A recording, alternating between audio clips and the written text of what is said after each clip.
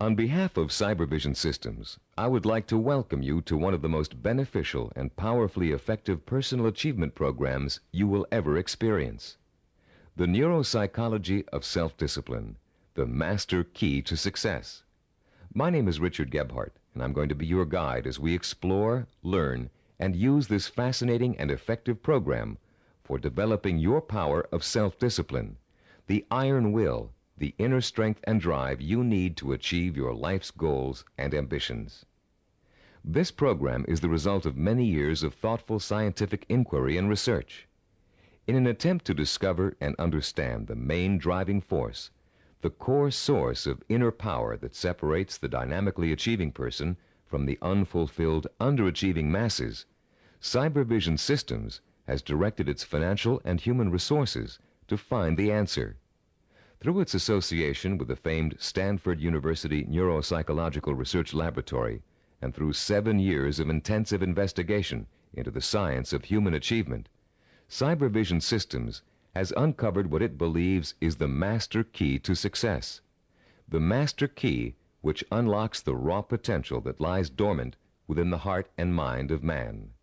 Simply stated, we call this key self-discipline. Self-discipline. What's the first thing that phrase makes you think of? Unfortunately, for most people, the term conjures up images of strictness, long stretches of boring or irritating work, of self-sacrifice and self-denial. Nothing could be further from the truth.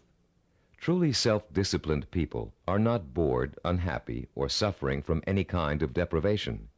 In fact, they have learned to give themselves the true joy that comes from pursuing and achieving their most cherished goals and dreams. What, then, is self-discipline really all about? The simple answer may surprise you. Self-discipline is your ability to systematically and progressively work towards a goal until you have reached it. It includes acquiring knowledge and skills.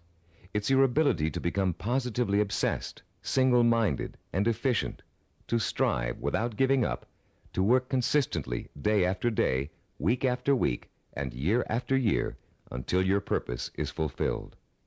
Self-discipline is the power to say, this is what I really want in life, and this is how I'm going to get it.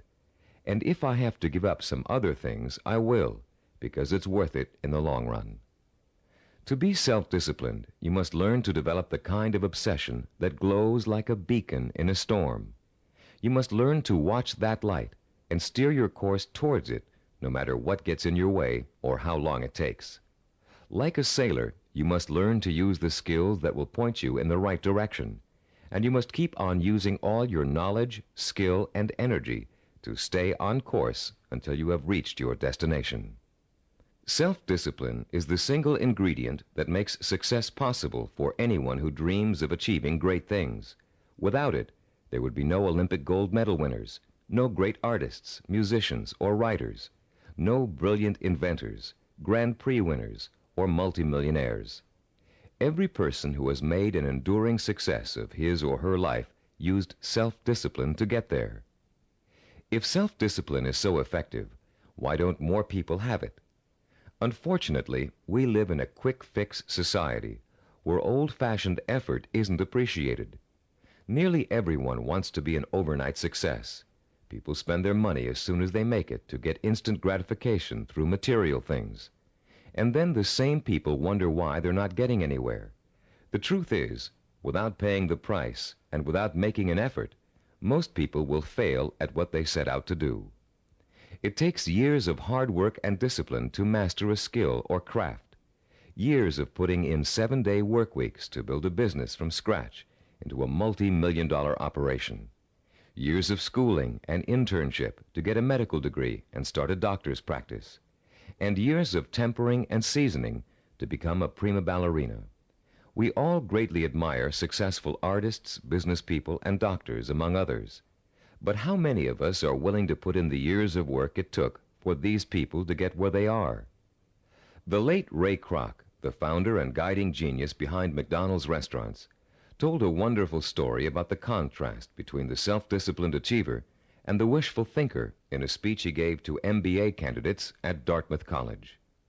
He said, I'm reminded of a story about the great pianist who gave a concert, and at the end a lady rushed up to him and said, "I'd give anything in the world if I could play like that."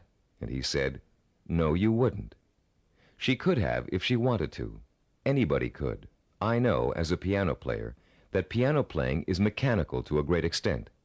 But it's the dedication, the disciplining to practice that makes the difference. And when you're talking about a concert pianist, he has been practicing for years. Years of practice, several hours a day, every single day. Practice, practice, practice, practice. Sacrifice and discipline. That's what it gets down to. And so he said, "No, you wouldn't," meaning that what she said she wanted to attain, she wouldn't pay the price to get. To discipline herself to do the studying and practicing required to be a concert pianist. How many times have you heard yourself saying, "I'd give anything to be a doctor, or a lawyer, or president of a company, or a singer, actress, or dancer, if only I had the talent or the education or the intelligence"? The truth is, with a minimum of talent and average intelligence, you could be any one of those things. With a steady, sustained effort that never falters, never crumbles, and never gets lost in unimportant details, you can be anything you want. Many people believe that talent alone is the key to success. Talent might play its part, but it's not the difference. In every field of endeavor, millions of talented men and women with special talents are wasting away, contributing little to their own success or the good of mankind. And every day we see others who are less gifted, but who have accomplished more.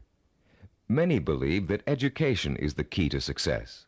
Though it is a valuable aid, it is not the difference. The educated derelict is a common sight, and so is the man or woman who has achieved phenomenal success without the advantage of a formal education. And many believe that intelligence is the key to success. Even though a person with a high degree of intelligence is fortunate and possesses the raw materials to be successful, the relationship between intelligence and accomplishment is something less than balanced.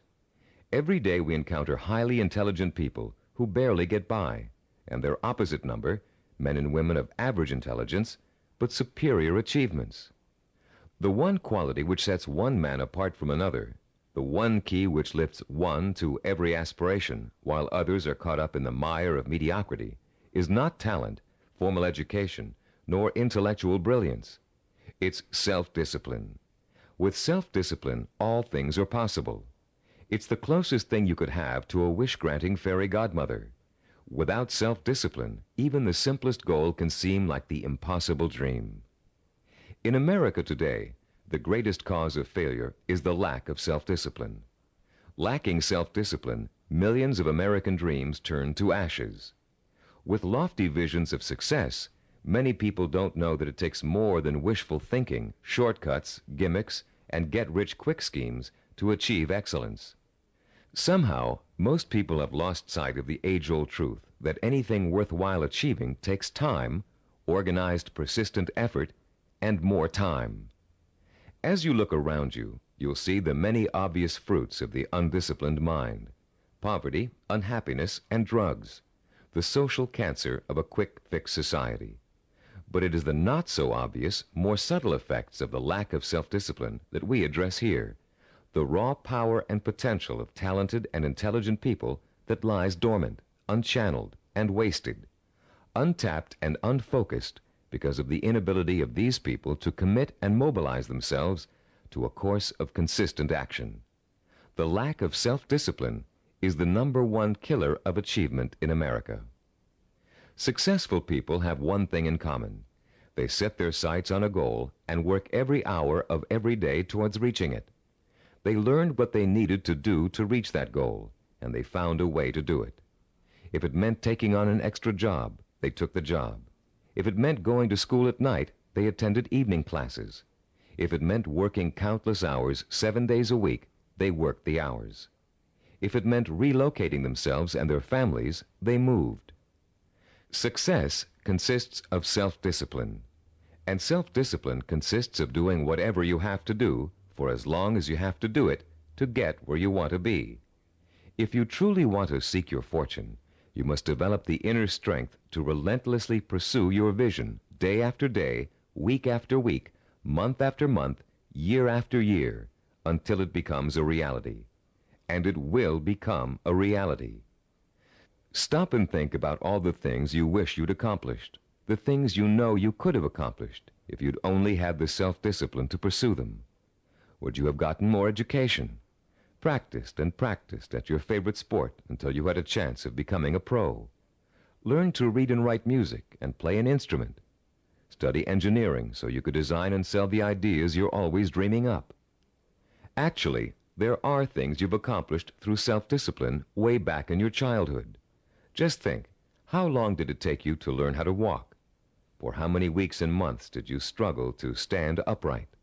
How many bruises did you get from falling down? And how many times did you pick yourself up and try again?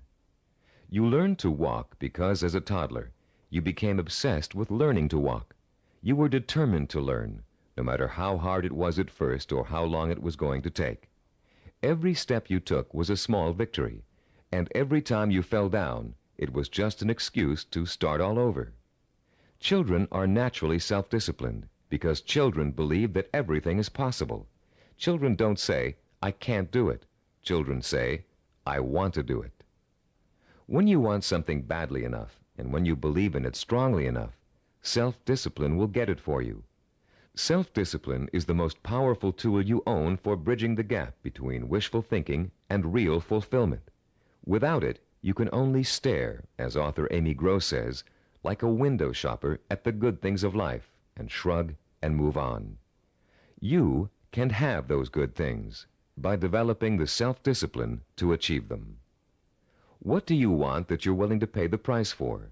What means so much to you that you'll spend weeks, months, or years pursuing it? Start thinking about your most cherished dream, because with the power of self-discipline, you're finally going to be able to achieve it, and this program will teach you how. The Neuropsychology of Self-Discipline, your master key to success, will show you how to take the raw materials you already possess, your talent, intelligence, strength, and motivation, and turn them into the assets you need to achieve your life's goals. You'll learn how to gain the knowledge and skills that will set you on the path to success. And you'll learn to develop the kind of positive strength it takes to stay on that path until you have reached the very end. You may think it's impossible for you to develop the kind of self-discipline you see others using to achieve success. You may think you're too lazy, too scattered, too quick to give up. And that may be true of the way you're behaving now. But most people aren't self-disciplined because they never had a chance to experience the kind of joy and satisfaction that comes with mastering their own abilities and applying them to the one thing they really want in life. Once you get a taste of how intoxicating, of how free self-discipline feels, you'll be hooked on it for life. The neuropsychology of self-discipline is not the result of pop psychological and faddish theories, nor does it contain simplistic pablum-like success gimmicks found so often in many self-improvement programs. The Neuropsychology of Self-Discipline program incorporates the breakthrough findings of one of the world's most respected brain researchers, Dr. Carl H. Pribram, director of the Stanford University Neuropsychological Research Laboratory, with the practical experience of Cybervision Systems' team of learning experts. Dr. Pribram is one of the most respected and renowned brain and behavioral researchers in the world.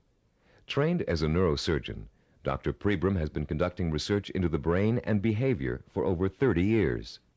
His pioneering work and discoveries have led to his being called the father of neuropsychology.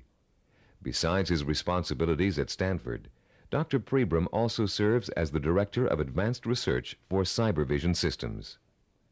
The Neuropsychology of Self-Discipline incorporates two of Dr. Pribram's revolutionary discoveries. The first is his finding that our behavior is governed by images of achievement, and that without these images, we cannot mobilize and motivate ourselves to achieve our goals. The second is Dr. Pribram's discovery of how the human brain forms visual and sensory images and how these images affect our emotions, our power to commit ourselves to a course of action and see it through to the end with excellence through perseverance and persistence. Dr. Prebram's cutting-edge work lets us understand, for the first time, the relationship between thinking, sensing, motivation, and behavior.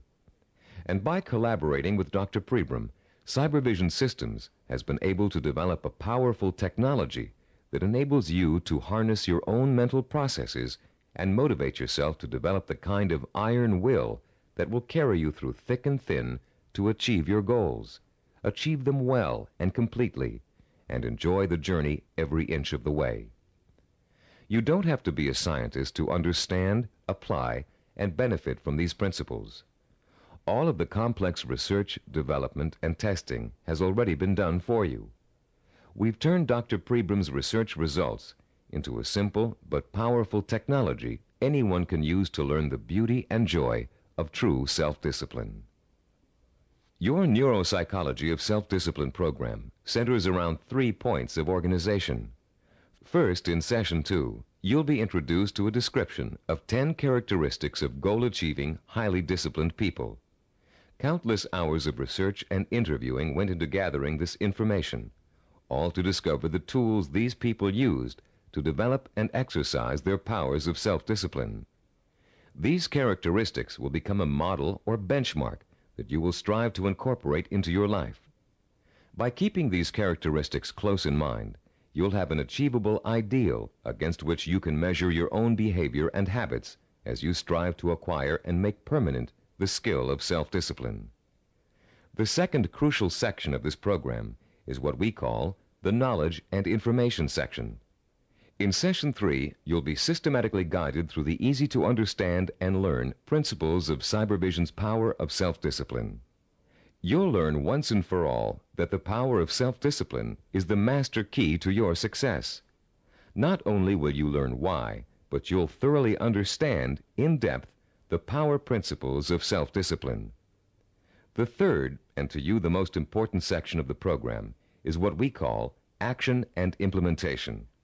In Sessions 4 through 10, you'll begin the actual process of becoming self-disciplined, of developing the core skills that will enable you to achieve anything and everything you desire. You'll start by learning how to determine exactly what it is you want to achieve in your life. You'll then learn how to select role models who have already achieved what you desire to achieve, and learn patterns of success from them. You'll discover how to transform those desires into emotion-provoking imaginary blueprints, sensory images rich in sight, sound, touch, taste, and smell, images that excite and stimulate your emotions. You'll learn how to overcome the poisonous doubt that gnaws deep within you as you dwell and reflect upon your chances for success. You'll learn how to determine the knowledge and skills you need to achieve your desire, and how to plan your time so that you can progressively achieve your goal over a sustained period of time. And you'll discover the principles of persistence, how to break through the barriers of time, how to keep going no matter how difficult, painful, or tiring it may be, until your dream is realized. Once you have mastered the principles of self-discipline, you'll discover that nothing, literally nothing, is impossible for you.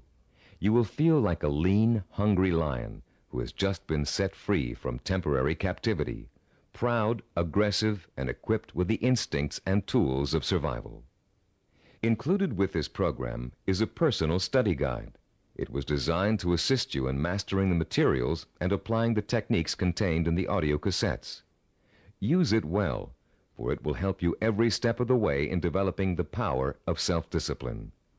Before you go any further with the audio cassettes, please read the introduction in the study guide. Complete the written exercises for this session, Session 1. Then prepare yourself to listen to Session 2 by first reviewing the background information on Session 2 in the study guide. By following the principles of this program, you will, for the first time in your life, be able to achieve whatever it is you desire and accomplish it with the pride of excellence. Talking about success is one thing. Anybody can do that. Achieving it day by day, month by month, and year by year is another. That's what you're going to learn in this program. How to do it. Behind every great achiever, there's another achiever. It may be someone close to home, a parent, teacher, or friend. It may be someone who's currently famous, or it may be a historical or mythological figure. There are probably many young cadets at West Point and Annapolis today who secretly dream of someday repeating the astonishing feats of General George S. Patton, the legendary World War II hero. Yet Patton himself attributed his success on the battlefield to great military leaders of the past. From early childhood, one of his favorites was Alexander the Great, the young Greek ruler who nearly conquered the world over 2,000 years ago. Fascinated by Alexander's repeatedly successful conquests and his dashing personal style, Patton read everything he could about the ancient warrior.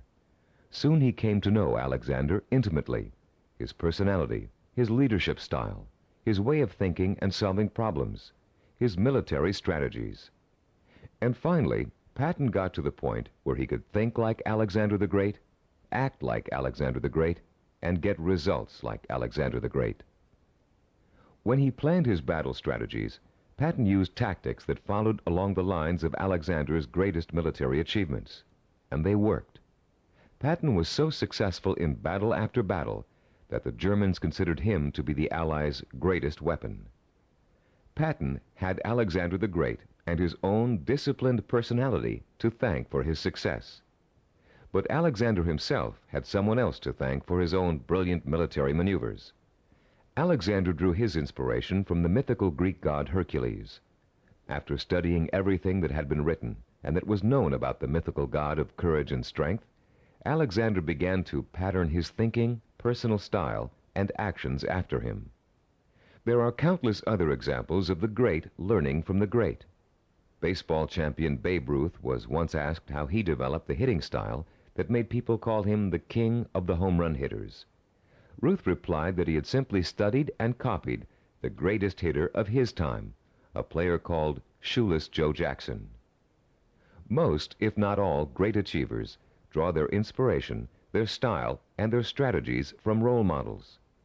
How much we eventually achieve in life may well boil down to one simple ingredient: the quality of the models we choose to emulate. All human behavior begins with models. We learn to walk, talk, dress, and feed ourselves by watching our families doing those things every day.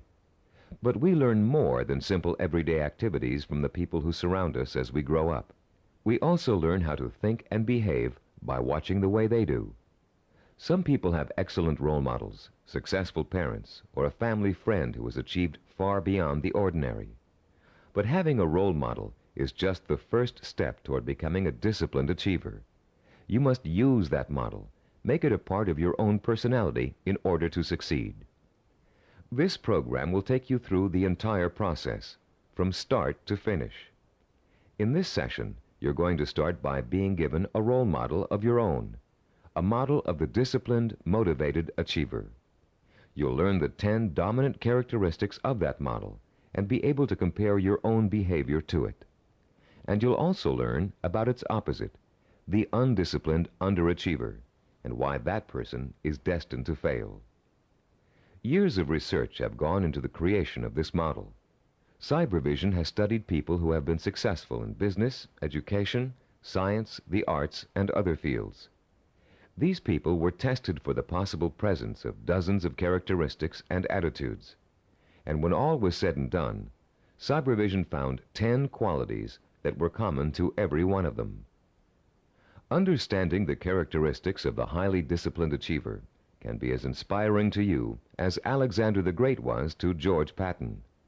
Together, they will form a living, breathing picture of the type of person who is highly self-disciplined and who gets things done. With this picture in front of you, you'll have a model to pattern your own behavior after, and you'll be able to begin to reshape your life along rewarding, achievement-oriented lines. As you listen to these 10 characteristics, compare your own behavior to each one. The idea isn't to become discouraged because you're not living up to an ideal. Rather, concentrate on rating your strengths and weaknesses so you'll understand from the beginning what areas you need to work on the most. Recognize that, as a Chinese philosopher once said, the journey of 1,000 miles begins with a single step. You've already taken that first step by acquiring and beginning to use this program. Now, Let's discuss the 10 characteristics common among highly disciplined achievers. The first characteristic of a self-disciplined achiever is a strong, well-defined sense of purpose. The self-disciplined person knows precisely what he or she wants and will go for it, even if it means sacrificing other things in life to get it. Take Norwegian explorer Roald Amundsen, for example. In 1887, when he was a boy of 15, Amundsen read the story of Arctic explorer Sir John Franklin. He was so inspired by Franklin's adventures that he secretly resolved to dedicate his life to polar exploration. And since no man had yet physically found the South Pole, Amundsen set his sights on being the first. His mother had other ideas. She wanted her son to be a doctor and insisted that he attend medical school. At first, Amundsen gave in, but then, unhappy and frustrated, he quit school, joined an exploration party, and went to sea. Amundsen spent years apprenticing in the treacherous Antarctic. It was hard physical work, and there was a lot to learn. He studied nautical techniques until he became a master sailor, and then he began to organize his own expeditions. 24 years after Amundsen chose his goal, he succeeded in achieving it. In 1911, he became the first man to find the South Pole. Contrast Amundsen's single-minded pursuit with the profile of a person who isn't sure what he or she wants to accomplish.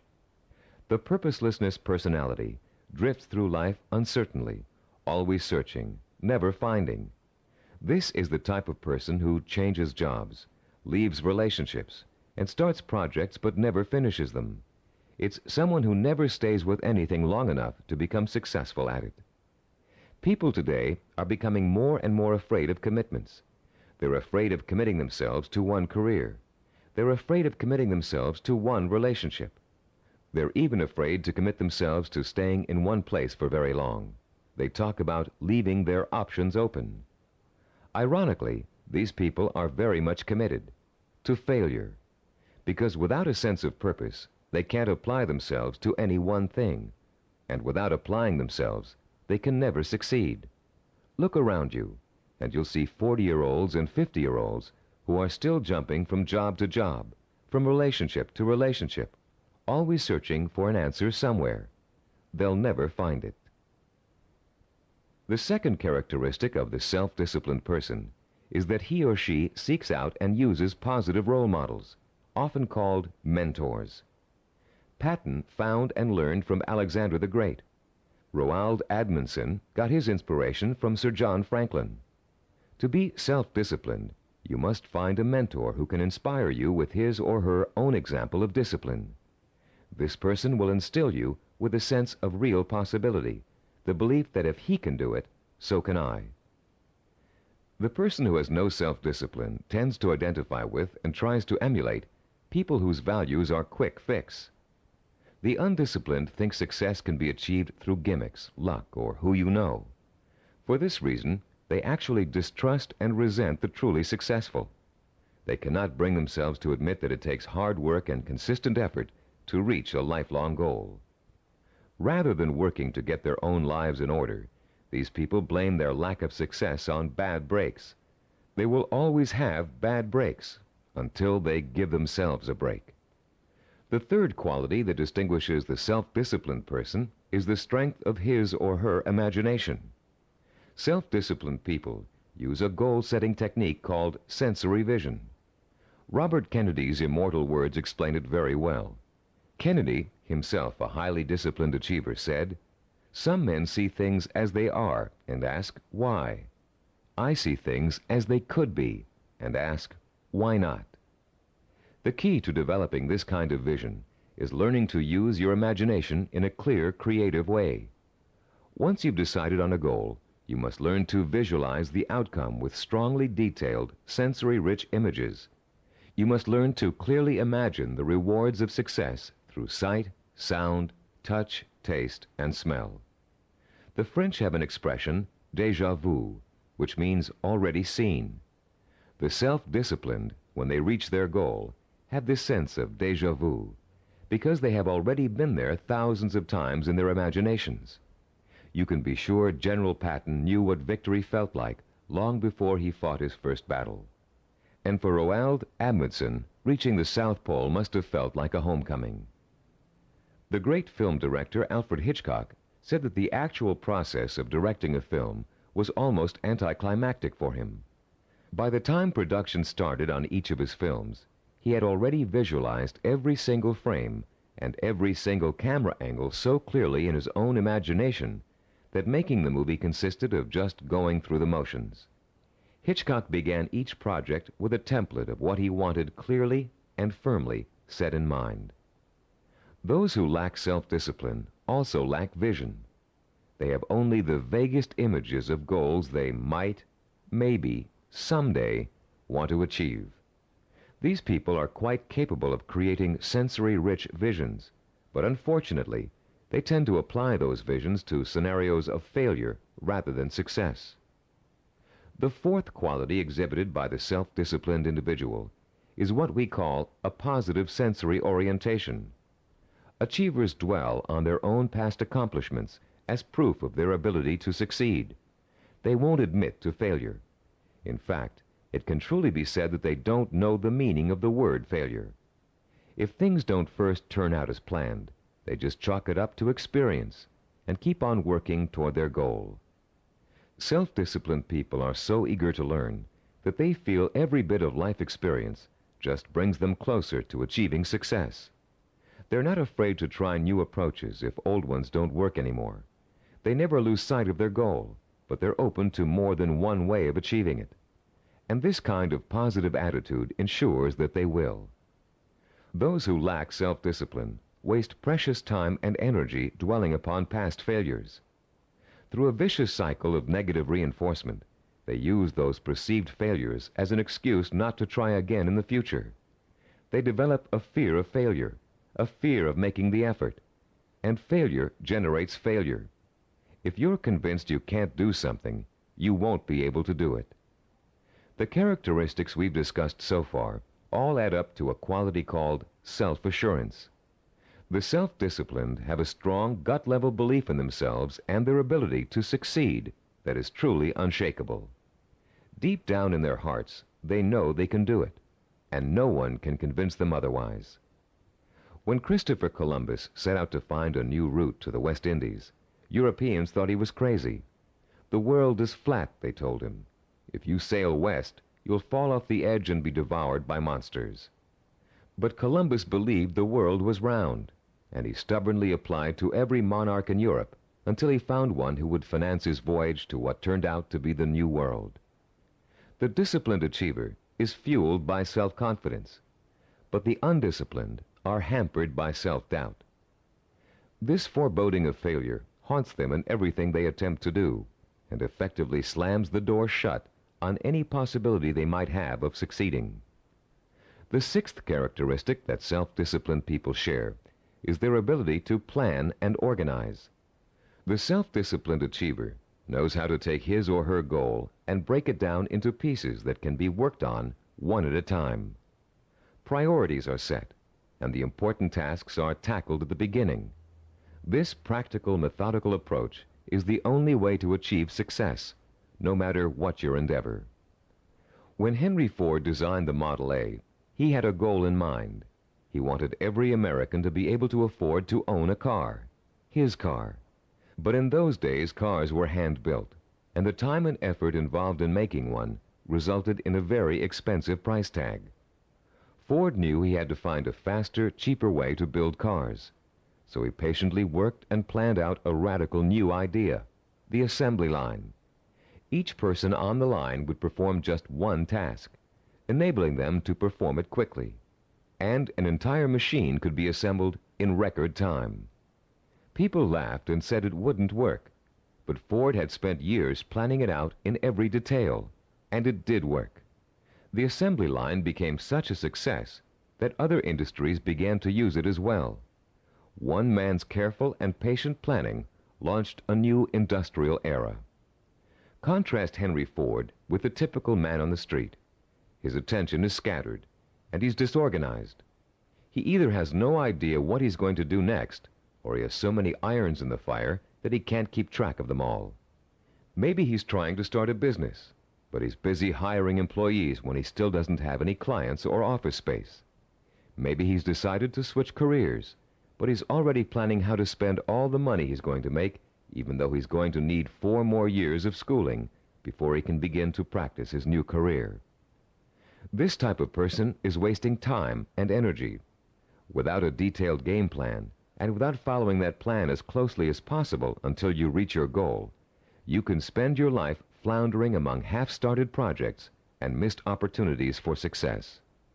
Many people think all you need to be successful is a great idea, but without planning, organization, and hard work, the most brilliant ideas aren't worth a dime.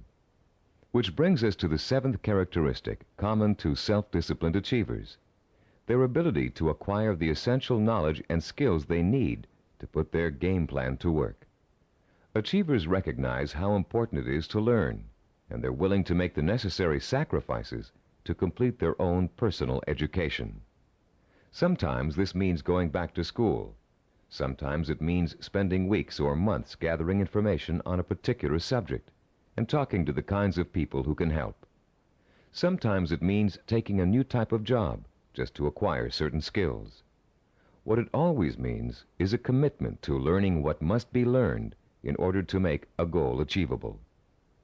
If you want to become a doctor, you must first study pre-med, then go to medical school, and then complete your internship before you can set up a practice.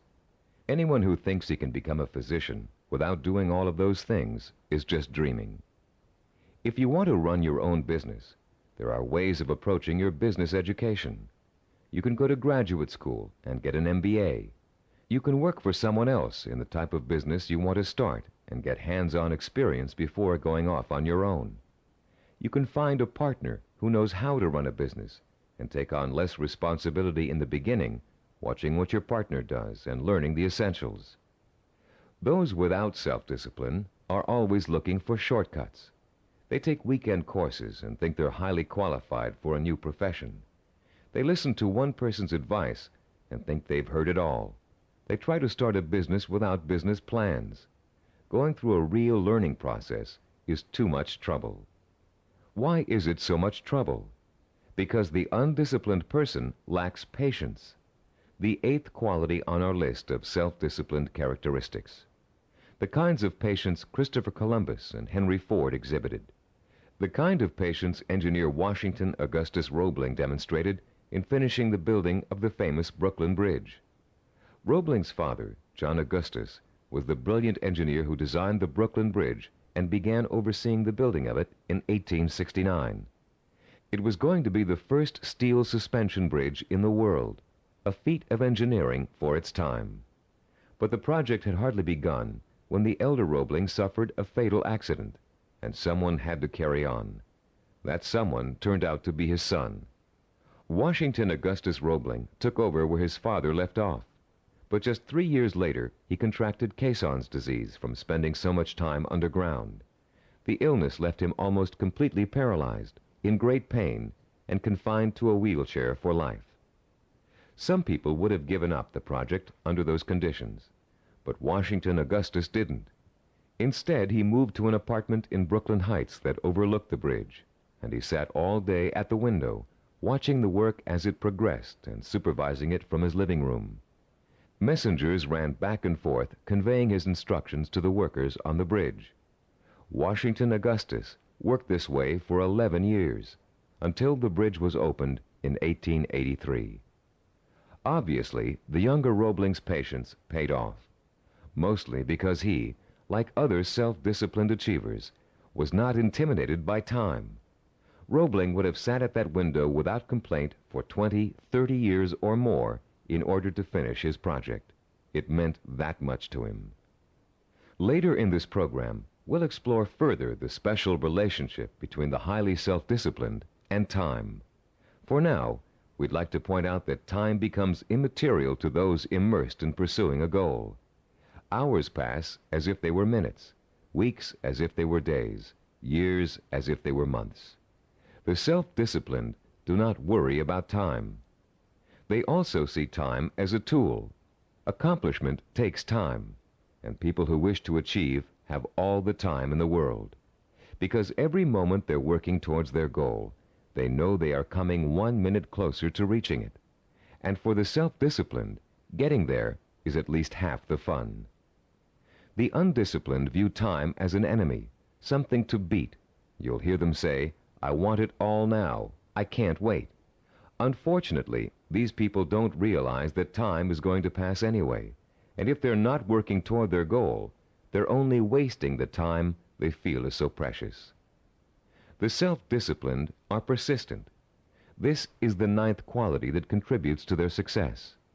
They have what it takes to stick to their vision through thick and thin, day in and day out. They don't give up in spite of rejection, hardship, setbacks, or other people's opinions. They are relentless in their pursuit of their own dreams and goals. The self-disciplined are, actually, very stubborn. They succeed against all odds. When they get discouraged, they draw new inspiration and motivation from their sensory-rich visions of success. And that's enough to fuel their emotional drive to keep on making the effort.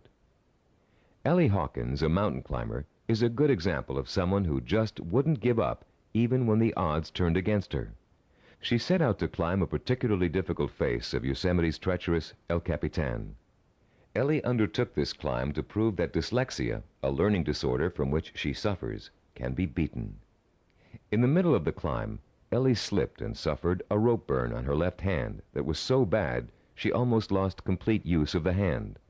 She could have stopped there, but she didn't. What started out to be a 6-day climb turned into a torturous 8-day ordeal as Ellie worked with one hand, holding her wounded arm above her head to lessen the pain. Ellie reached the top and immediately announced plans to tackle another very difficult climb. No one doubts that she'll do it, because she has the hallmark of a disciplined achiever. The undisciplined are easy quitters. They give up when the going gets rough. They're more interested in having a good time than in working. Even worse, they find it impossible to have a good time when they are working. This brings us to the 10th and last characteristic of the self-disciplined achiever, the ability to experience pleasure while working to achieve his or her vision. These people are excited by their goals and become easily engrossed in the work it takes to get there. They're interested in learning. They enjoy acquiring new skills, and they have a good time while they're pursuing their ambitions. To the highly disciplined, there's no such thing as work. Their work becomes their life and their main source of pleasure. When they become successful, you often hear them say, "I can't believe I'm getting rich doing this. It's so much fun." And most of them would keep doing what they're doing, even if they weren't making money at it. To the undisciplined, work is the stressful, painful, boring part of life that must be tolerated between periods of pleasure. These are the people who live for the weekend, who are willing to work only because it gives them the disposable income they can spend on fun. And these are also the people who don't want to put in overtime or take work home unless they're being paid extra for it. If taking on more work will only get them a promotion or a crack at a better job, they won't do it. Now that we've identified the 10 qualities common to all self-disciplined achievers, we'd like you to begin comparing yourself against the model characteristics we just discussed. This self-assessment will give you a good idea of your own strengths and weaknesses. After you've finished listening to this session, turn to page 11 of your study guide and follow the instructions for using the personal assessment form you'll find there. Let's summarize the characteristics of self-disciplined achievers. First, they have a strong, well-defined sense of purpose. They know what they want. Second, they seek out positive role models for inspiration and learning. Third, they use sensory-rich visions and a vivid imagination to set the stage for their own achievement. Fourth, they have a positive sensory orientation. They expect to succeed rather than fail. Fifth, they have a deep-rooted belief in their ability to achieve. They are immeasurably self-assured. Sixth, they have the ability to plan and organize. They can break down what they want to achieve into manageable steps and set priorities that let them accomplish the most important things first. Seventh, they know how and when to acquire essential knowledge and skills. They're not intimidated by the thought of having to learn something new. Eighth, they have patience. The passing of time doesn't bother them. They'll keep working toward their goal for as long as it takes. Ninth, they persevere. They're stubborn, and they don't give up, even when the going gets rough. 10th, they view work as pleasure, because work is bringing them closer and closer to the realization of the goal that will be their final reward. Turn off the tape now and score yourself on the personal assessment form. When you're done, turn the tape back on.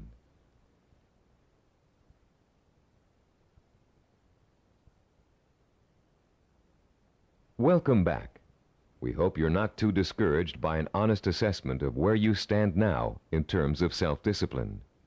Remember, you've already taken the first steps toward making a positive change in your life, and you will experience that change by the time you've finished this program. Nothing will be impossible for you once you develop and harness this inspiring and enduring power of self-discipline. And, as you'll soon find out, self-discipline is not so difficult to develop as you might think. As a matter of fact, using this program is going to be your first exercise in acquiring it. Already, you're on your way. In the next session, we'll explore the power behind the characteristics we've just discussed. You'll learn why they're so important in developing self-discipline and what they can do for you once you have them. And you'll be further along the road toward understanding and developing the one characteristic that will give you the power of success.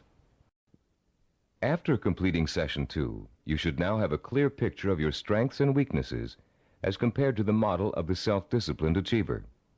Perhaps for the first time in your life, you're able to objectively see which of your attitudes and behaviors have been acting as barriers to developing the kind of self-discipline that will enable you to achieve your dreams and ambitions. Now that you have a better understanding of the 10 characteristics of the self-disciplined achiever, we're going to provide you with a scientific foundation for Cybervision's unique self-discipline program. In this session, you'll learn how recent scientific discoveries have made it possible for you to acquire, harness, and focus the power of self-discipline, the power to achieve whatever your mind and heart are set on achieving. That power is what sets achievers apart from the mass of ordinary people, people described by American philosopher and writer Henry David Thoreau as leading lives of quiet desperation. That power is what drove great achievers like Dr. Jonas Salk, Ludwig von Beethoven, Albert Einstein, and Mahatma Gandhi. But what does that power consist of? What is the force that motivates high achievers to sustain a long-term effort that might take 10 years, 20 years, or a lifetime to achieve?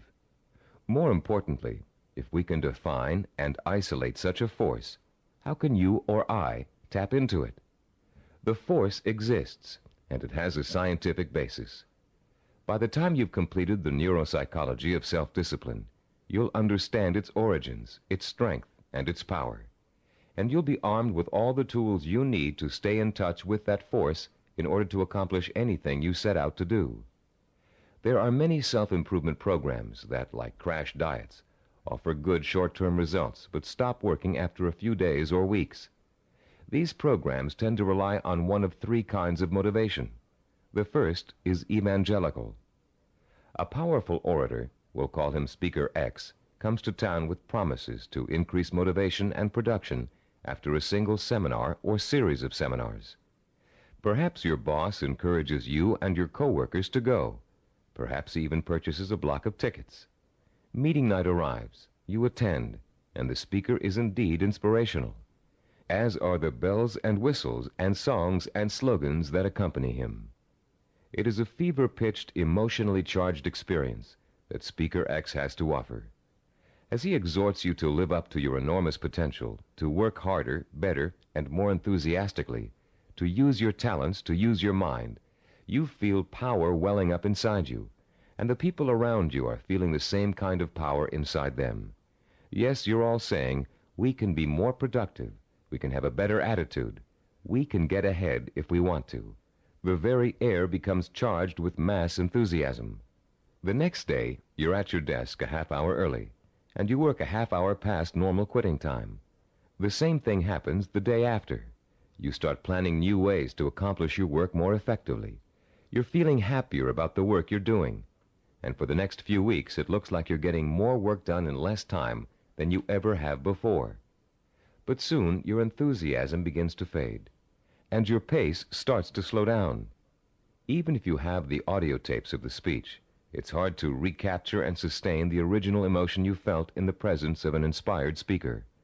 And of course, you no longer have the kind of group excitement and energy you experienced the first time around. You're getting tired and bored. Your boss sees productivity fall after an artificial peak, and sure enough, when the next motivational speaker comes through town, we'll call him Speaker Y, there's the boss with another block of tickets in hand.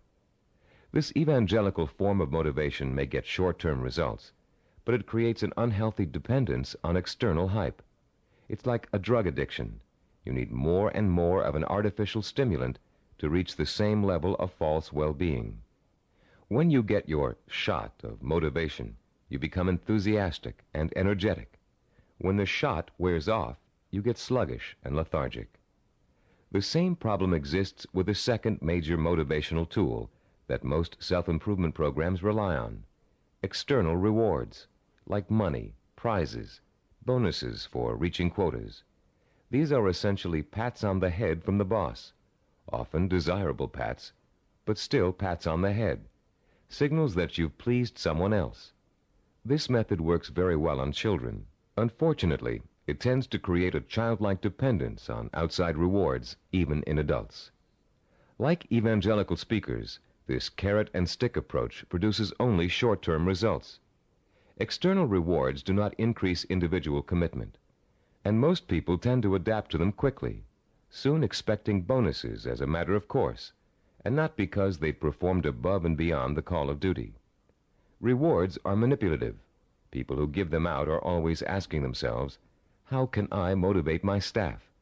The truth is, to be truly effective in the long term, motivation must come from within. The third classic motivational tool is a familiar one: fear. Humorists Carl Reiner and Mel Brooks created a comedy album in the early 60s in which Reiner, as a journalist, interviews Brooks, who plays a 2,000-year-old man. Eager to know about life in the distant past, Reiner asks Brooks, what was the major form of transportation in those days? Brooks replies, fear. Fear transported you. Reiner is puzzled. Fear, he asks? Brooks responds, yeah, fear. You see, an animal would growl, and you would go 2 miles in a minute. It's true, fear is a great motivator. If you don't perform, something undesirable happens. You lose your job. There go the house payments, the car payments, the kids' college tuition, and so on. As the mental dominoes fall, you're motivated to keep performing. But while fear may bring short-term results, it also brings resentment and rapid burnout. It doesn't take long before you're angry at the system that's keeping you going. And anger makes you less productive, which increases your fear. It becomes a vicious cycle with an unpleasant ending. It should be pretty clear by now that these motivational systems aren't motivational at all. Each of them relies on an external stimulus and an artificial situation. And each relies on an initial burst of emotion that fades rapidly when the new situation becomes habitual. You may have tried several of these motivational or goal-setting programs in the past. Perhaps they even contributed to your sense of self-awareness. If so, you've no doubt learned that self-awareness alone is not sufficient to motivate change. It's easy to identify self-defeating behaviors. It's easy to plan strategies for eliminating them. It's easy to turn over a new leaf, but it's very difficult to sustain change for a long enough period of time for your new behavior to become as ingrained in your character as your bad habits were in the past. Having a roadmap is not enough. You need fuel. The key to developing self-discipline, the power to persistently pursue a long-term goal without giving up until the goal is achieved, is the fuel of internal motivation. It would be nice if we were all born with the patience, drive, and skill it takes to achieve any long-range goal or complete any long-term project. But we're not. Self-discipline is a learned behavior. Years of research at major American universities, primarily California's Stanford University, have proved it. And Cybervision's own research into the latest learning theories of behavioral scientists have confirmed that self-discipline is an acquired characteristic with a basis in behavioral science. The neuropsychology of self-discipline has been developed according to materials gathered from two major sources. Our information comes from our own research into the way human beings learn, and from the revolutionary discoveries about the structure and organization of the human brain made by Dr. Carl Pribram. Head of Stanford University's Neuropsychology Research Laboratory, Dr. Pribram is one of the most respected brain scientists in the world. Trained as a neurosurgeon, his research into brain function led to a deep interest in the behavioral sciences. His pioneering work in both of these areas led to the fusion of the two into the science of neuropsychology. As a neuropsychologist, Dr. Pribram studies how the nervous system and its component parts affects human behavior. Those studies have led to two revolutionary discoveries. The neuropsychology of self-discipline incorporates both of them. The first of Dr. Pribram's discoveries explains how the human brain forms visual and sensory images, and how those images affect our minds, our bodies, and our behavior. The second discovery is that our behavior is governed by images of achievement, neuronal blueprints of the skills and actions that determine our success or failure in the achievement of our goals. Let's discuss how each of these scientific discoveries leads us to understand the power and the origins of self-discipline. Many scientists and psychologists have believed for years that the human brain barely distinguishes a real experience from an imagined one. Best-selling self-help books like Psycho-Cybernetics, Think and Grow Rich, and others have used this belief as their foundation for motivation and change. This idea has also been the cornerstone belief of people involved in metaphysics and the human potential movement. The idea that the brain cannot tell the difference between a real experience and an imagined one has never been scientifically proven until Dr. Pribram's research showed us that it is true. But Dr. Pribram's research did not prove that, as many people think, all you have to do is imagine what you want, and through the magical power of the mind, you will achieve it. If this were true, achievement would be easy. And as anyone who has tried to achieve a long-term goal will tell you, it is not. Put into its proper perspective, this concept of imagination is critical to achievement, but not because imagination possesses a magical power to attract success like a magnet. Imagination is critical to achievement because it evokes the power and emotion that stimulates and sustains the drive to achieve. The human nervous system responds emotionally to imaginary images rich in sensory detail, in sight, sound, touch, taste, and smell, as if they were real. In fact, the brain doesn't distinguish between sensory-rich imagination and reality. That's why the sight of a hand reaching for a murder victim on a movie screen can inspire the same terror, the same rapid heartbeat, and rush of adrenaline as a real threat does. You can perform a simple demonstration of how an imaginary image affects the body's responses right now. Close your eyes and imagine for a moment that you're holding a firm, ripe lemon in your hand. Now bring the lemon up to your mouth and slowly bite into it. As your teeth break through the peel, penetrate the skin, and sink into the flesh of the fruit, imagine the juice exploding into your mouth. What did you experience during this exercise? Did you develop a feeling of bitterness and distaste?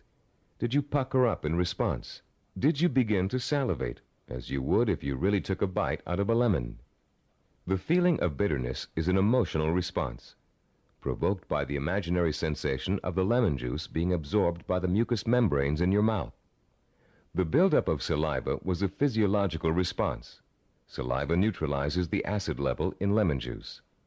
You can create a similar response by imagining yourself biting into an onion.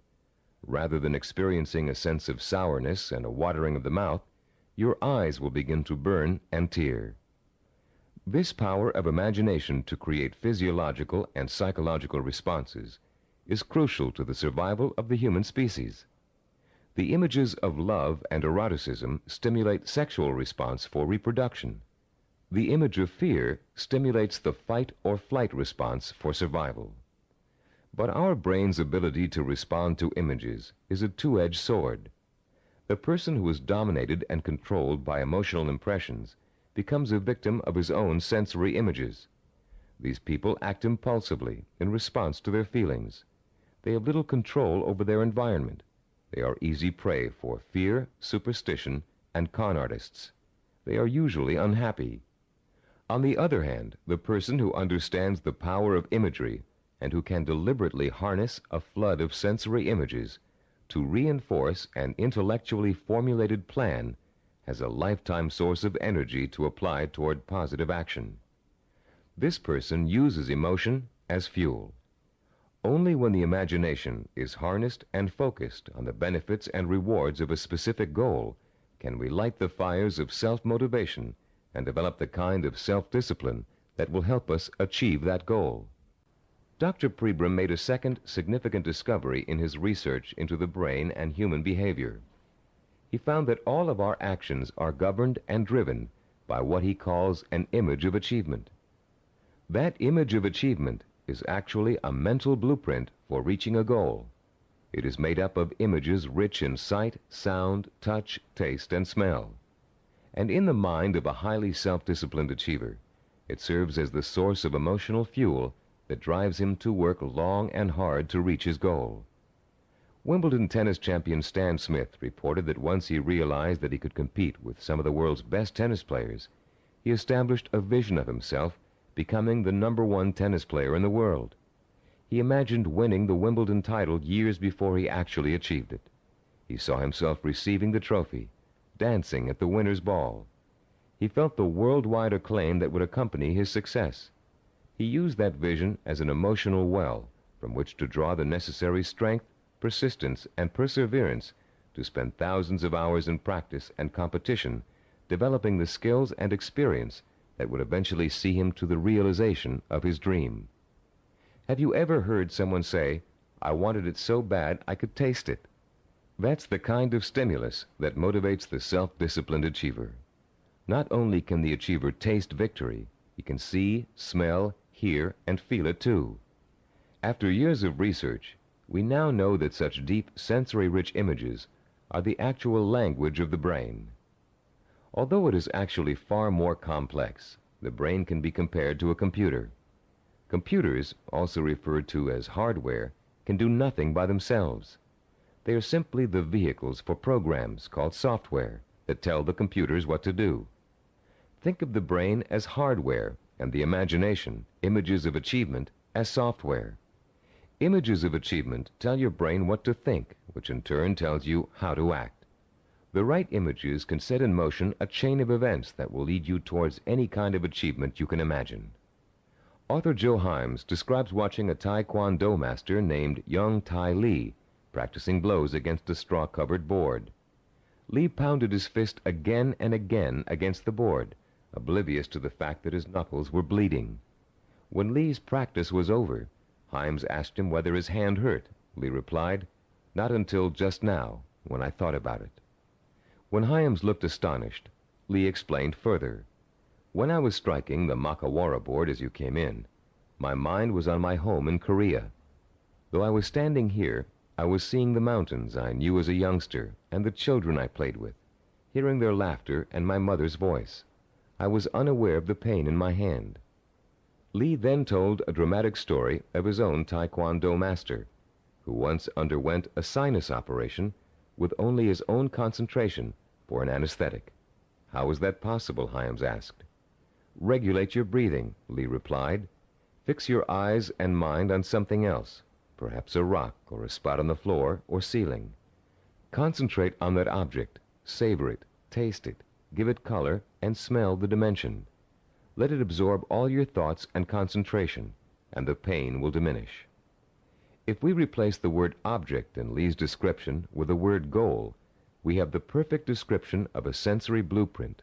Concentrate on that goal, savor it, taste it, give it color, and smell the dimension. Let it absorb your thoughts and concentration.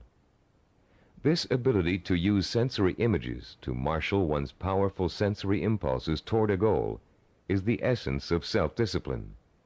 We are all born with imagination. Self-disciplined achievers have learned to use it to achieve even the most seemingly impossible goals. The self-disciplined achiever begins the journey to success with imagination. He asks himself, if I can have whatever I can imagine, what do I want? What is my purpose?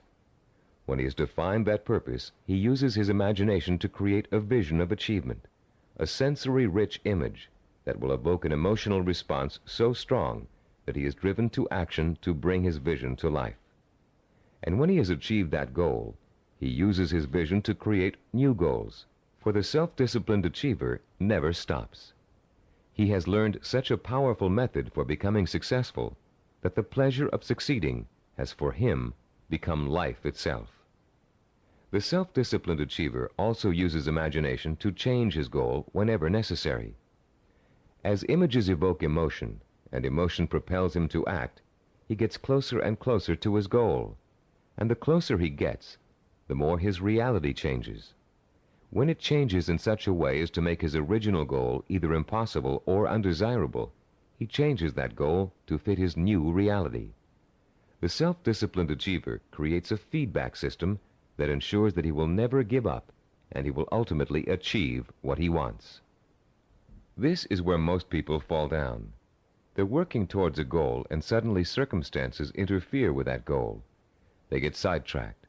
Then when they try to get back on course, it doesn't work. Because their original goal does not fit their new reality, they think they have failed, and they give up. In the same circumstances, the self-disciplined achiever uses his or her goal visualization as a reality check. If reality suddenly dictates that the original goal won't work, the goal must be altered to fit reality. The achiever has not failed. He or she has set a new course that will lead to success. Take someone who sets out to become an obstetrician. After 4 years of pre-med and 2 years of medical school, our self-disciplined achiever suddenly realizes that she's far more interested in becoming a neurologist. Should she drop out of medical school? Of course not. She'll simply switch her visual blueprint to another field of medicine and change her plans for where she'd like to intern after medical school. She doesn't think of herself as a failed obstetrician. She thinks of herself as a successful neurologist. Or take the businessman who wants to open up a retail store in his neighborhood. During the knowledge-gathering process of talking to other business owners, discussing loans and insurance with bank officers, and looking into buying franchises, he discovers that a retail operation won't really fit his particular talents or expectations. Instead, he realizes he's a perfect candidate for starting a direct marketing company. So he changes his vision and his direction to fit his new goal. For these people, the fire still burns, but the trial and error process of working towards their goal has led them in directions they wouldn't originally have thought to go in, and they will be successful because they're flexible enough to grow and change as their goals grow and change. The relationship between vision, self-motivation, and achievement can be condensed into an easy-to-understand 7-step formula for developing self-discipline. As we explain that formula, you can refer to your study guide and follow along as we talk about the 7 keys to self-discipline outlined in diagram 3.1.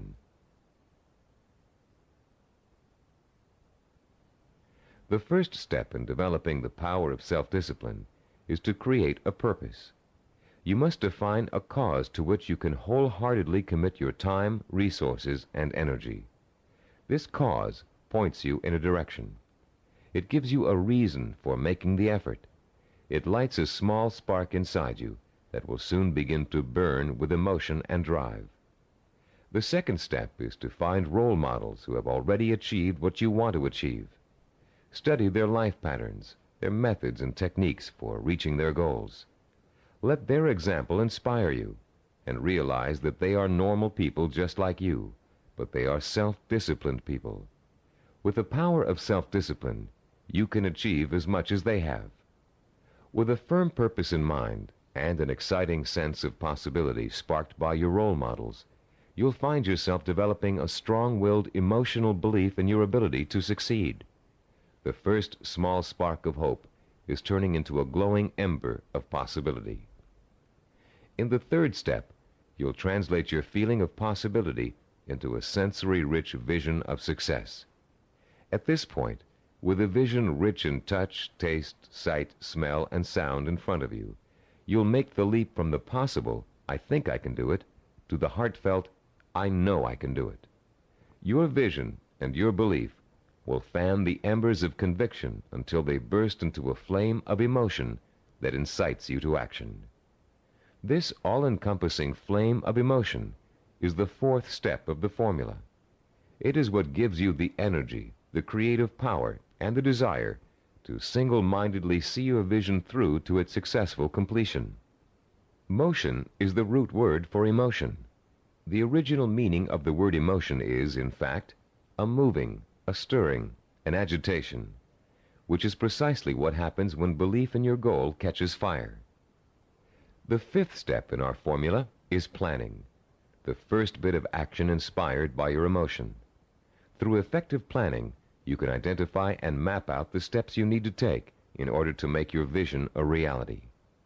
You'll figure out exactly what you need to do to accomplish your goal and how long it will take. And turning your vision into a concrete goal will further fuel the fires of emotion and action. Once your vision has become a plan, you must acquire the knowledge and skills necessary to implement that plan. This is the sixth step in the formula for developing self-discipline. No matter how difficult the learning process might be, you continue to draw inspiration and fortitude from your vision. And each time you master a skill, your confidence in your ability to achieve increases. The seventh and last step in our formula is what we call persistence and perseverance. Persistence is staying with your vision, seeing it through to its completion, no matter how long it takes or how difficult it is. Perseverance is persisting in spite of setbacks, disappointments, and hardship. Once you begin acting to achieve your goal, your drive to sustain the forward motion, to persist and persevere, is constantly fueled by the strength of your initial vision. And as you get nearer and nearer to accomplishment, the vision becomes more and more real. As your vision fuels reality, and reality fuels your vision, your drive to achieve begins working like a giant breeder reactor. You've put into motion a self-perpetuating spiral of vision, belief, emotion, motion, and reality. This formula for harnessing the essence of self-discipline will change your life. For the first time, science has given us the power to truly be able to change our own circumstances from the inside out, to understand what makes men and women overcome tremendous odds and obstacles to achieve greatness. For the first time, greatness is within the grasp of each of us. Through the understanding of the scientific principles that govern our thinking and behavior, we can, for the first time, program ourselves for success. In the next session, you'll begin to put the principles you've just learned into action. You'll learn a powerful sensory exercise which will let you determine your true goal.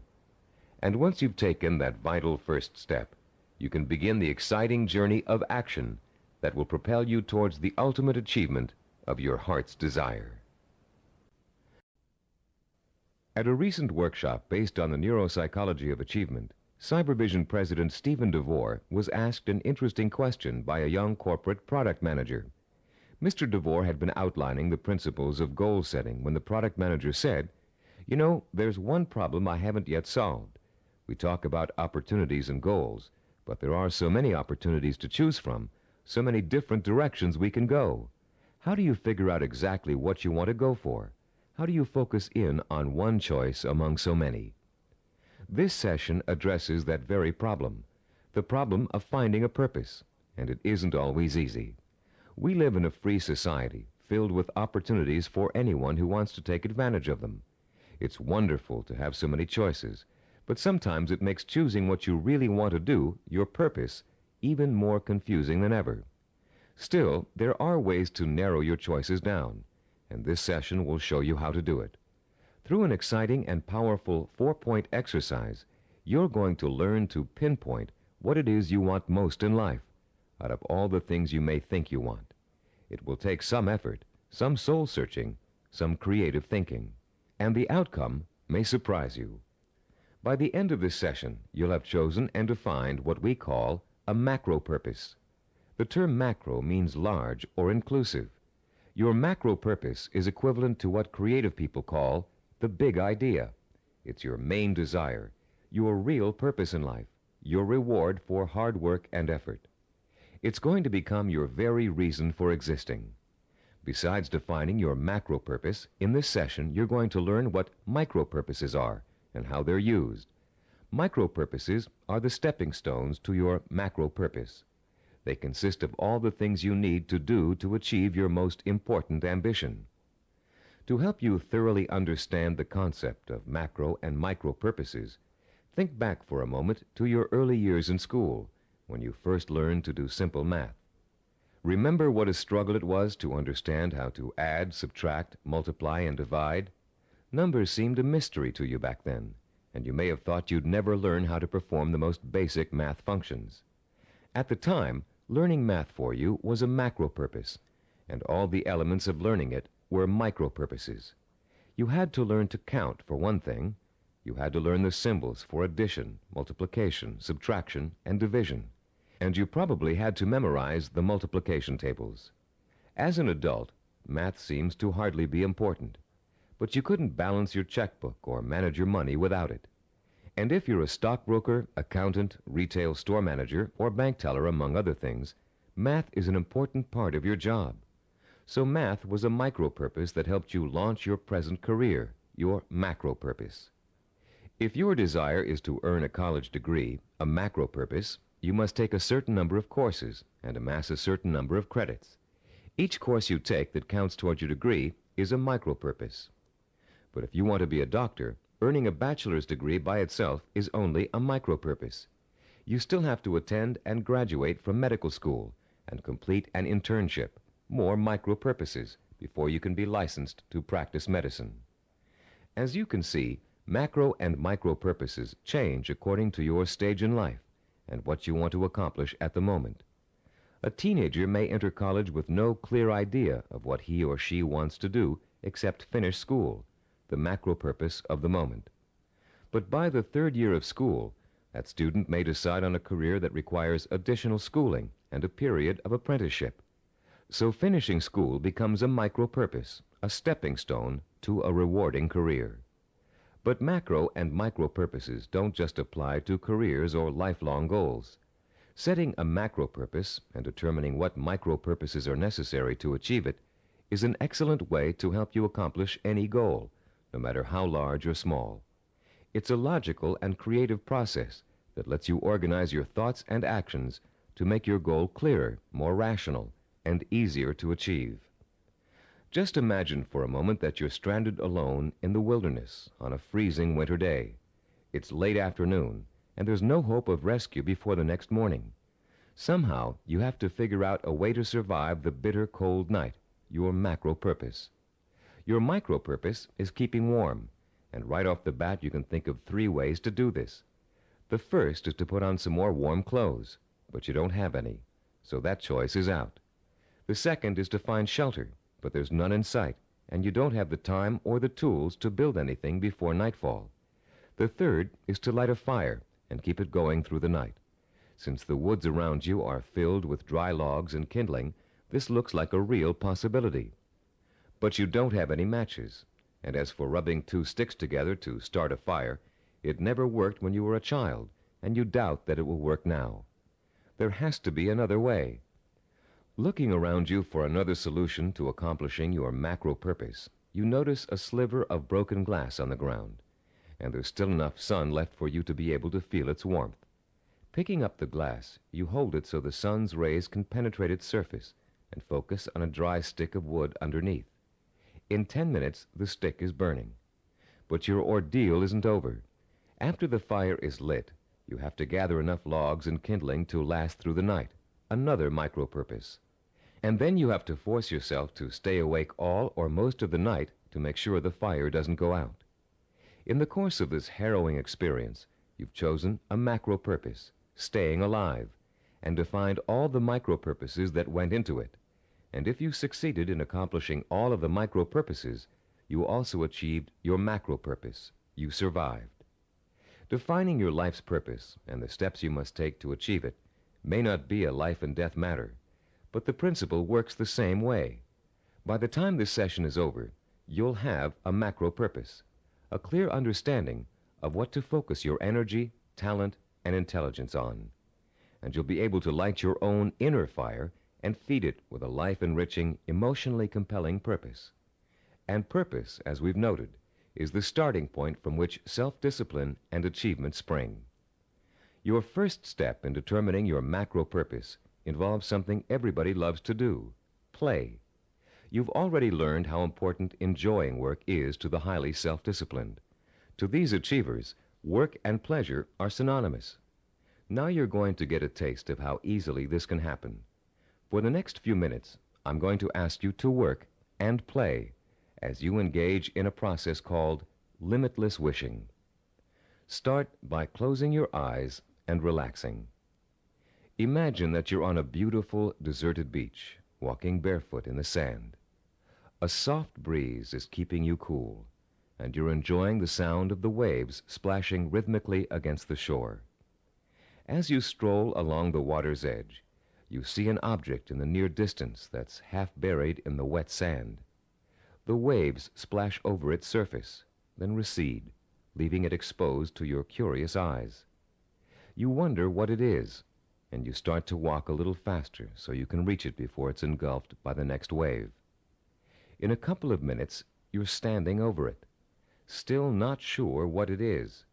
It's metal, somewhat round, and looks like an old lamp. You dig your fingers into the wet sand and pull it out. There's an inscription on the side of the object, but you can't read it clearly. You begin to rub some of the sand away from the oddly shaped letters. Suddenly, the lamp begins hissing, and it releases a cloud of what looks like steam or gas. Frightened, you drop it, but you continue to watch what the lamp is doing out of curiosity. Slowly, before your very eyes, the cloud begins to assume human shape, and soon you're looking up at the largest person you've ever seen. When it speaks, its voice is rich and kind, and its message is amazing. The genie thanks you for releasing him from hundreds of years of captivity inside the lamp, and according to the hospitality of his people, he offers you a reward for helping him. You have only to name 5 wishes, he says, and they will be granted. You can ask for anything, he tells you, as long as it is specific and humanly possible to achieve. At first, you refuse his offer, but as he continues urging you to accept, you begin to realize that no, you aren't dreaming, and yes, you really can have your 5 wishes. The possibilities start dancing before your eyes. Think long and hard about it. What are the things that will turn your life around and make you truly happy? What is it you secretly wish for, day in and day out, every day of your life? Take your time in deciding. This is too important for you to rush over. You may change your mind about your first choices after you've thought about it some more. When you do make your final selections, write each one down in the space provided on page 18 in your study guide. Start each wish with the term "I want" and write it in clear, specific language in the present tense. Turn your tape off now and decide what you will wish for.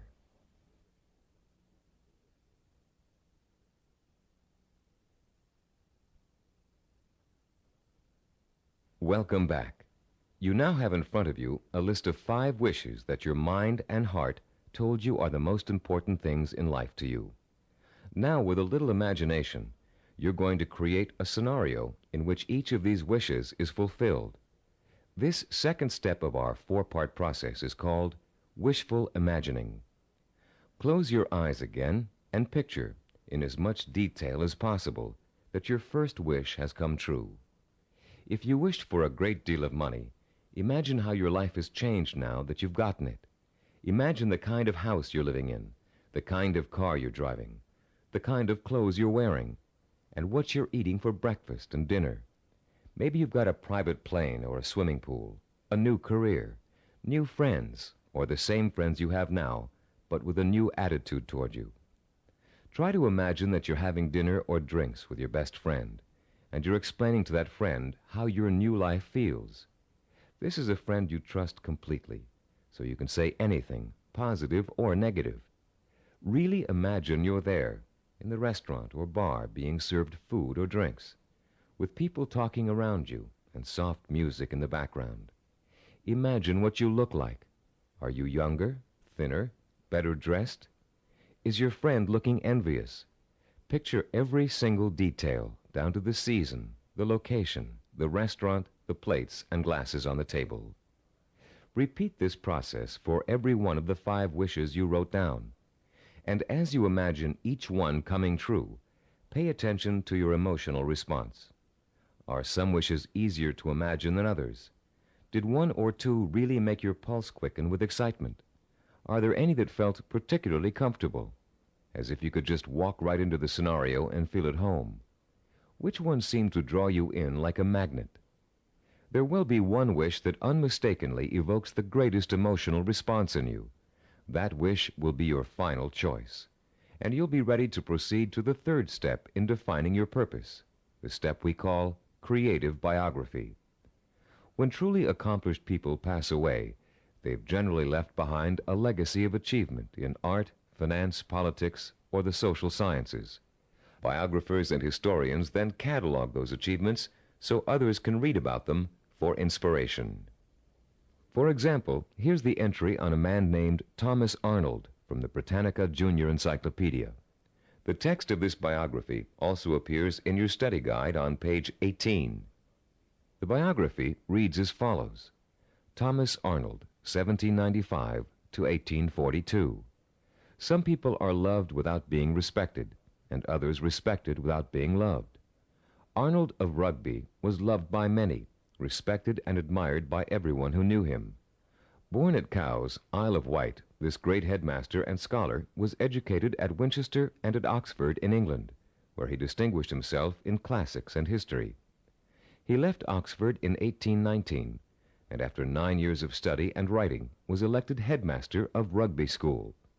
His powerful personality set its mark on the school from the first, and made it great in a new sense. He was very religious, and he inspired his boys with new and more serious ideals of scholarship and life. He found time, too, during the 14 years of his headmastership, to publish sermons, an edition of the Greek historian Thucydides, and a history of Rome. In 1841, he was appointed professor of modern history at Oxford, but died the following year. He was buried in Rugby Chapel, and his son Matthew wrote a beautiful elegy about him on that occasion. Arnold was too forthright to be tactful in his dealings with boys or indeed with grown-ups, but he always won their respect, and often their love, by his high-minded attitude toward life and its responsibilities. This entry can only summarize the lifelong accomplishments of a beloved teacher and respected scholar. But listening to it, you can get a good idea of the purpose which must have guided Thomas Arnold. Here was a man who valued learning, scholarship, teaching, and personal integrity above all else. What do you value above all else? What would you like to be remembered for? Relax and close your eyes again. Now imagine that you hold in your hands an encyclopedia published in the year 2100. It's a heavy book with a solid feel to it. You can smell the leather binding and feel the crisp new paper as you open it. Find the section that begins with the first letter of your last name. Then turn the pages slowly as you search for the entry that gives you the details of your life. There it is, suddenly, clear as a bell. Your heart beats just a little bit faster as you see your name in bold-faced type. Now you're burning with curiosity. Did they include the most important things about you? Are your most cherished accomplishments in there? Did they understand the purpose behind the things you did? You begin to read the entry to find out. Yes, it's all there. Your birth date and hometown, the schools you went to, where you lived.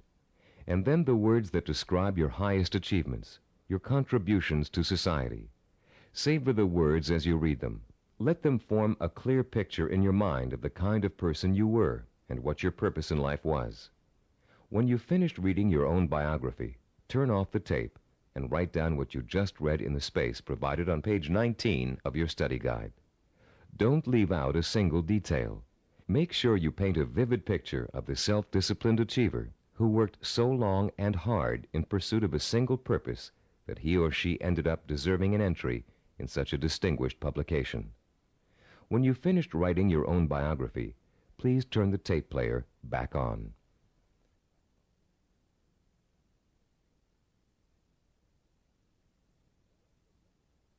Welcome back. Now that you've completed the limitless wishing, wishful imagining, and creative biography exercises, a clear pattern should be emerging. You should now be able to answer the question, what do I, deep in my heart, really want to do? What is my purpose in life? Your fourth step in determining your purpose is writing this, the answer to that all-important question, down. You're now going to compose a personal statement of purpose. But before you do it for yourself, imagine that you're going to do it for someone else, a famous historical figure, for instance. Try George Washington. What do you think his statement of purpose might say? After all, he accomplished a great deal, not the least of which was becoming the first president of the United States. But George Washington never actually intended to become the first president. He was elected because of the kind of purpose he really had. A purpose statement for George Washington might read, I would like to use all my strength, courage, knowledge, and resources to secure liberty and freedom for all my fellow colonists. George Washington was a great statesman and public servant, but there are other kinds of achievers. Amelia Earhart, for example. Even in childhood, she had a definite purpose in mind. It was not to be a famous woman aviator. That came later, as a natural outcome of what she really wanted to do. Amelia Earhart's purpose statement, composed when she was still a child, said, when I grow up, I'm going to have adventures and show the world that women can be as heroic as well as men. A purpose statement can be as general as you want it to be. It can speak of heroism, freedom, social changes, adventure. It's meant to act as a focusing tool, not an actual blueprint for achieving it. You'll learn how to do that later in this program. Turn to page 20 in your study guide and compose your personal statement of purpose. Turn off the tape now while you do it.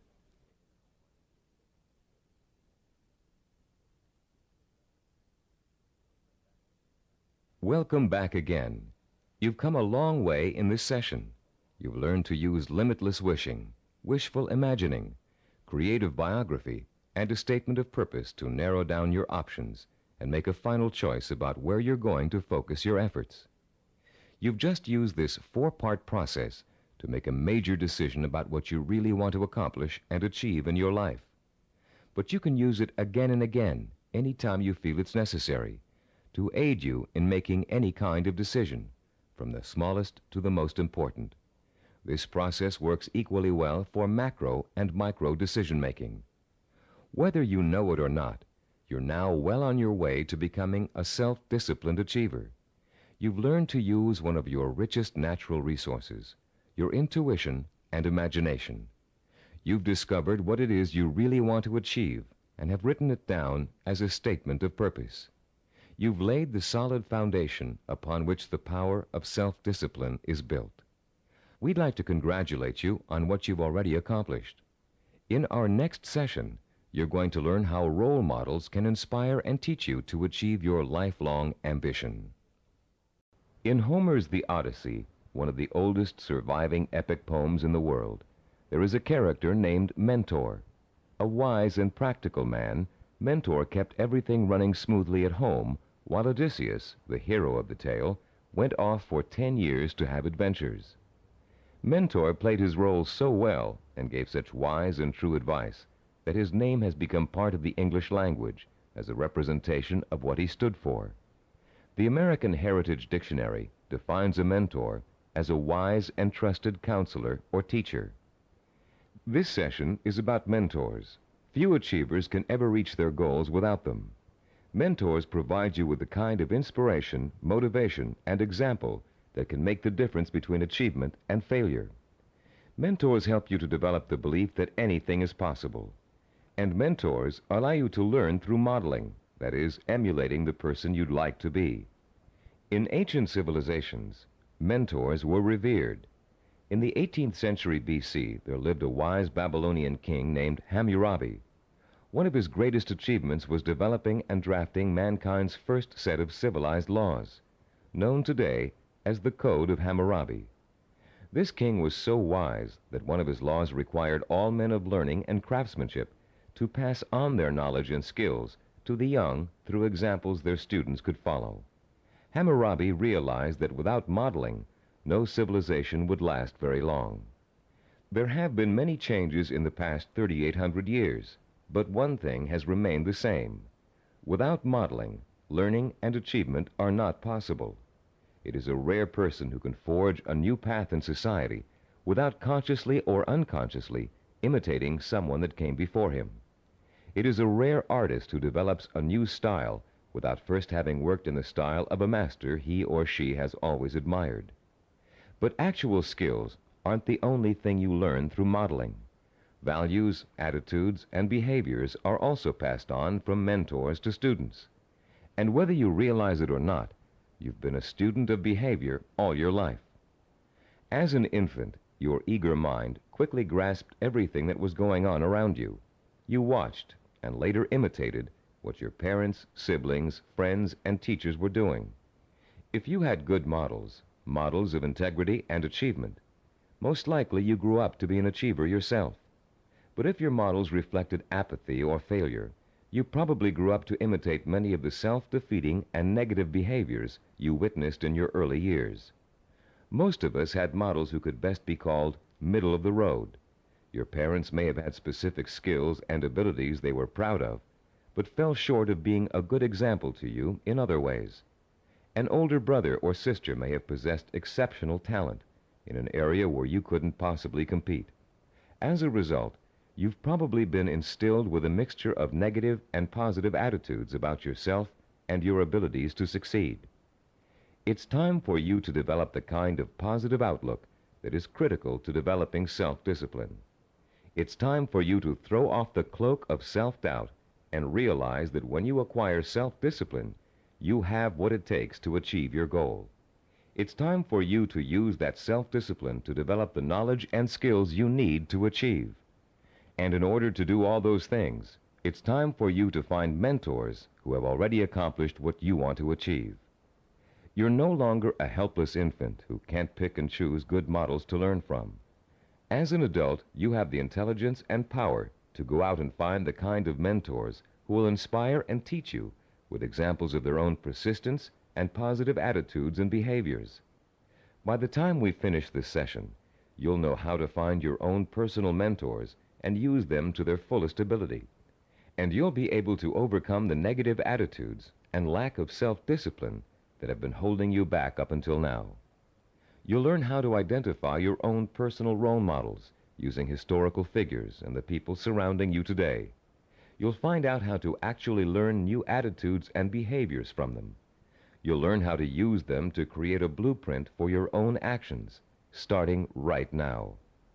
And more importantly, you'll learn how to draw inspiration from them, the kind of inspiration that empowers your purpose, what you want to achieve, with a sense of possibility. If others have achieved it, then it's possible for me too. How do you go about finding mentors? At first glance, it may seem that there's nobody even remotely accessible to you who has the same kind of hopes and dreams as you do. But high achievers always find a way, and so can you. In our research, we discovered that achievers draw their inspiration from role models in two ways: indirectly, from reading and watching films, and directly, through day-to-day observation and contact. Let's first discuss how self-disciplined achievers indirectly find their mentors.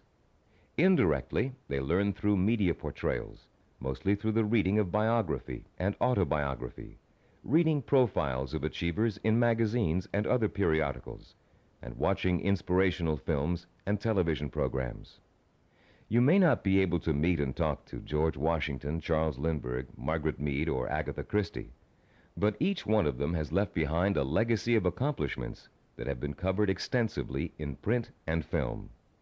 Stop now and think of all the people you've read about, heard about, or seen portrayed in films.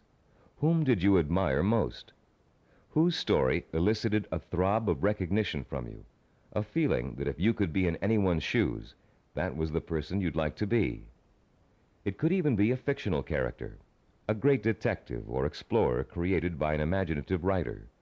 But there had to be, and still has to be, someone you've always greatly admired and wished you could be like. After he made the film Rocky, Sylvester Stallone talked in an interview about the power of mentors and how his movie worked to inspire millions of people around the world. I think there's a definite formula in reaching audiences, he said. Provide them with heroes and heroines who have to pull themselves up from the depths of despair. And as they struggle and claw and finally attain their goal, the audience says, "That's the kind of person I want to be." Stallone's character Rocky is the embodiment of a man obsessed with and driven by a vision rich in emotion and purpose, a self-directed achiever who overcame the odds through hard work, effort, persistence, and perseverance. Browse through the New York Times nonfiction bestsellers list this Sunday in your local paper. You'll find that half the books listed are biographies or autobiographies, testaments to people of enormous self-discipline and high achievement. Examples of the power of self-discipline are all around you. You only have to visit your library, your local newsstand, the closest movie theaters, or your local video store for inspiration. Your first step in finding a self-disciplined mentor is to search out books, magazine articles, and movies in which the main characters, fictional or real, have achieved something similar to what you want to achieve. And after studying these people, you can begin to answer the questions. What is it I must do to achieve my goal? What skills do I need to learn? How must I behave? What actions do I need to take? Your mentors will provide you with the answers. The self-disciplined have 3 direct methods of finding role models to learn from and emulate. The first is through personal acquaintances. They may have a friend whose business or personal successes have inspired them to take similar routes to the top. Or perhaps there's a family member who has achieved widespread recognition for outstanding contributions to the community. Because these mentors are close at hand, they can be watched from a front row seat. You can observe their attitudes, behaviors, and thinking patterns. You can notice how they solve problems. You can pay attention to how they behave when confronted with setbacks or victories. You can watch these mentors grapple with the issues of everyday life and the larger issue of achievement in a chosen area. But sometimes there just aren't any people who are that close to you who fit the bill of the self-disciplined achiever. You must find other methods of seeking out real-life mentors. The second way self-disciplined people directly find mentors is through what is commonly known as networking. Networking consists of building relationships with the people who can introduce and expose you to positive role models. Networking is not to be confused with social climbing. The primary motivation of the networker is to learn as much as he can from as many successful people as he possibly can. The main benefit from networking is the quality of the contacts you can establish.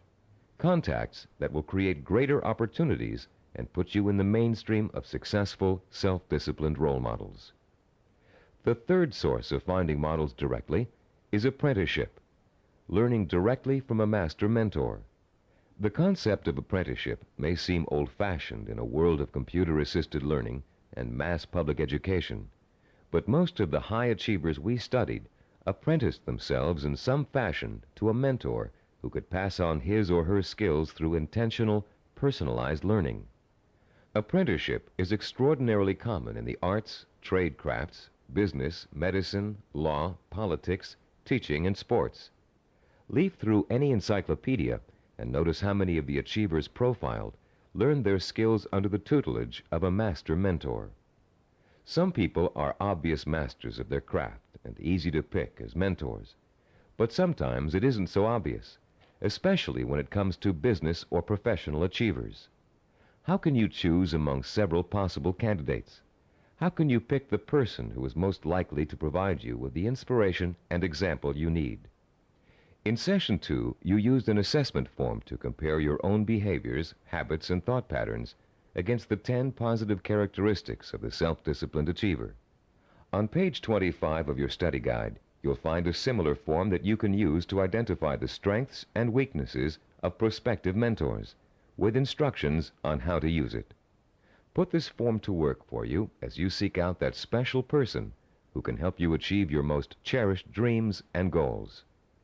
When choosing a mentor of any kind, pay particular attention to how he or she developed the knowledge, skills, and abilities it took to reach his or her goal. Was there special schooling involved, particular reading materials, an apprenticeship with a mentor of his or her own, carefully sought-out teachers? How many hours did your mentor work every day toward achieving his or her goal? Also, pay close attention to your mentor's way of thinking.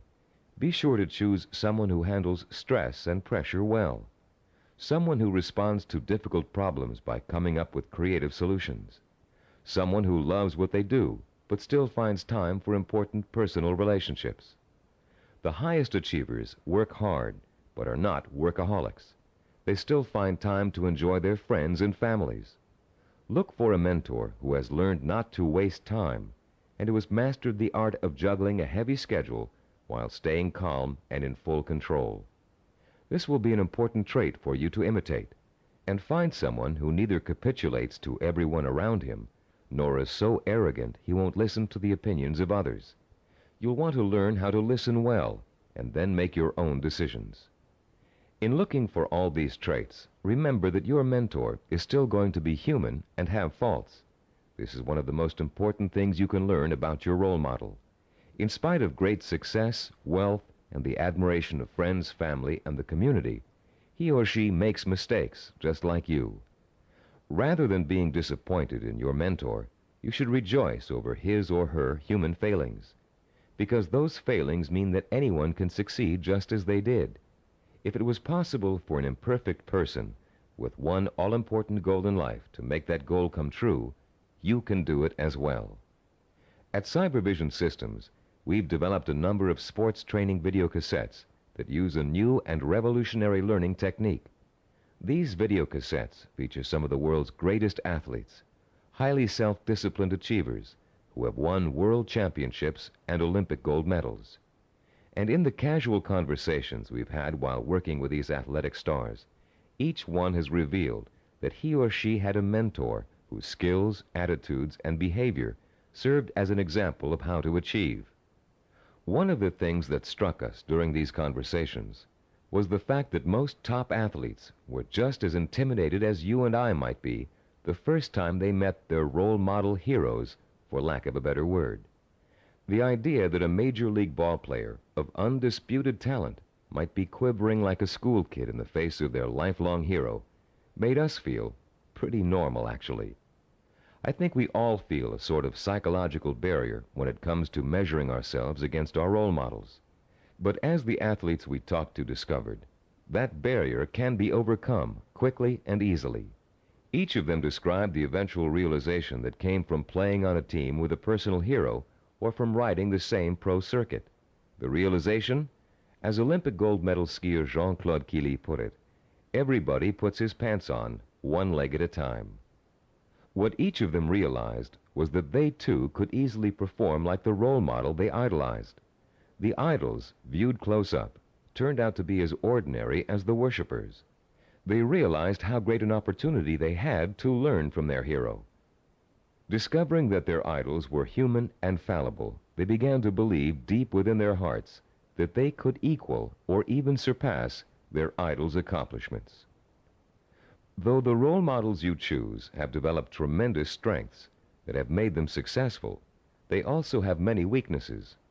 Renowned fiction writer Ray Bradbury, for example, who was first published when he was in his teens, will never win the Monaco Grand Prix, or even a race to the local supermarket. Why? Because he never learned to drive a car, a skill most of us acquired long ago without thinking about it twice. A friend of ours who was independently wealthy, a local politician, a publisher of fine art books, and a world traveler, wears finely crafted boots with all his clothes, even his business suits. Is it part of his personal style? Yes.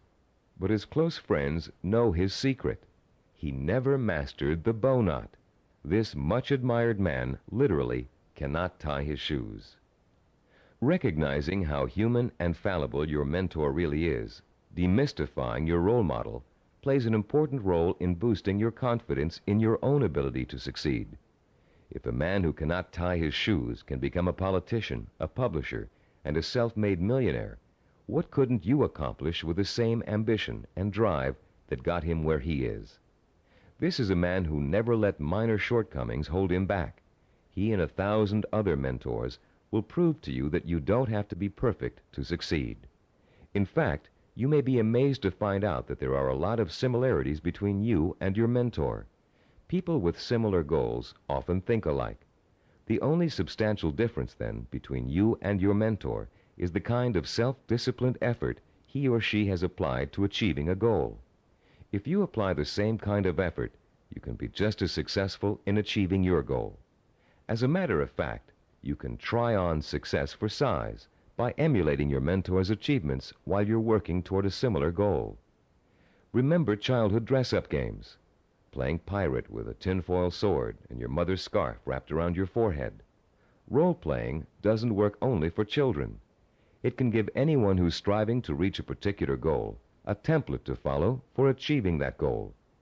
Hunter Thompson, who broke new ground in journalism in the 1970s with his gonzo style, picked up much of his technique by imitating one of the greatest writers in the English language, Charles Dickens. Thompson literally sat down and physically copied Dickens by hand, letting his mind and his muscles get used to Dickens' rhythm and style. Hour after hour, he copied Dickens' prose, word for word. And Thompson went on to become a successful and popular contemporary writer. The great 19th century psychologist and philosopher William James contended that if you want to acquire a positive habit or behavior, simply act as if you already have it, and you will. James was aware that the human nervous system is incapable of distinguishing between a physically real experience and a vividly imagined one, which means that once you select your mentor, all you need to do is act just like that person in order to be just like him or her. Remember General Patton? He acted just like Alexander the Great, and he won battle after battle against the Axis. What about Babe Ruth? He imitated Shoeless Joe Jackson and went on to achieve much greater fame than his role model. Or perhaps you've heard of a fictional character named Bunker Bean. Bunker Bean was a timid, weak boy, raised by his parents to think he would always be a failure, and he was. He failed in school, he failed with his friends, he failed in everything he attempted, until one day Bunker Bean ran into a fortune teller who told him he was the reincarnation of Napoleon and was destined to achieve great things. Bunker Bean was shocked out of his usual apathy by this revelation. Going to the library, he took out every book he could find on the legendary Napoleon Bonaparte. He bought posters of Napoleon and hung them up all over his room. And as he studied about the emperor, whom he really believed was his former self, he began to imitate Napoleon's habits, attitudes, and behaviors. Years later, Bunker Bean was a rich and powerful man. He had everything anyone could have asked for. Running into the fortune teller one day, he thanked her for changing his life by telling him about his former self. And to his astonishment, she laughed and told him she had lied to him years before, just to get his money. He wasn't the reincarnation of Napoleon after all. Bunker Bean was crushed. But since he had spent the many years acting like his role model, he found he couldn't shake the habits of success he had acquired. It was then that Bunker Bean realized that everyone is born with the potential to be a great achiever, if they can only believe they are. You don't need a fortune teller to set you on the road to greatness. You do need to find a mentor, study that mentor, realize his or her strengths and weaknesses, and start imitating the behavior that made your mentor the success he or she is today. If you were an actor preparing for a starring role, you'd spend months studying the script, learning your lines and rehearsing your part over and over again until you knew it inside out. Only then would you have the knowledge, skills, and confidence to make a glorious debut. If, as Shakespeare said, all the world's a stage, then finding a mentor is your way of choosing your own starring role.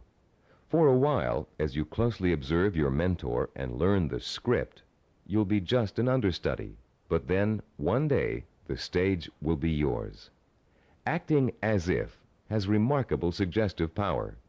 In a book called The Wind Walker, which was made into a powerful film, an aged blind Indian spends his days teaching the ways of warriors.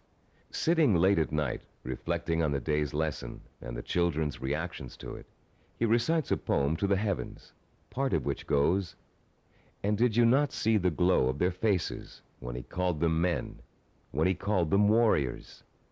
And is it not so that we become most quickly the persons we think we are?" And later, this passage appears.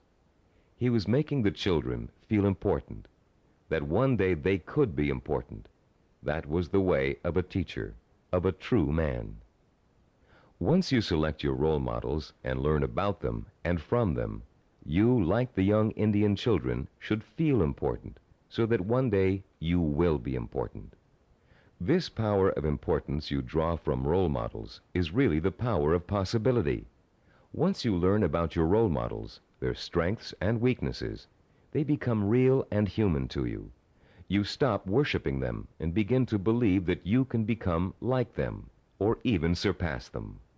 Once you make this realization, then your purpose becomes more real, more possible, and the fires of desire, fanned by the sense of possibility, begin to burn deep within your heart.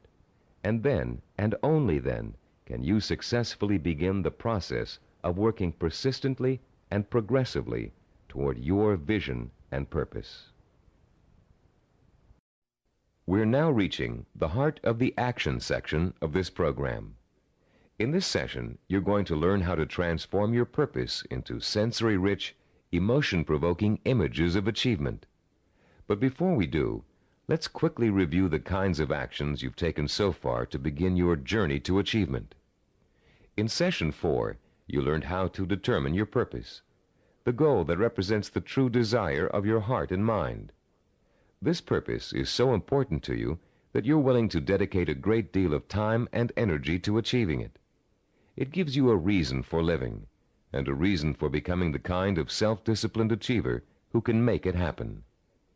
In Session 5, you learned how to identify models of achievement, people who have already attained goals similar to yours.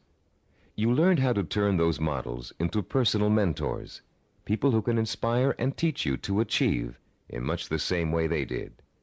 You found out how to isolate and identify their talents and habits.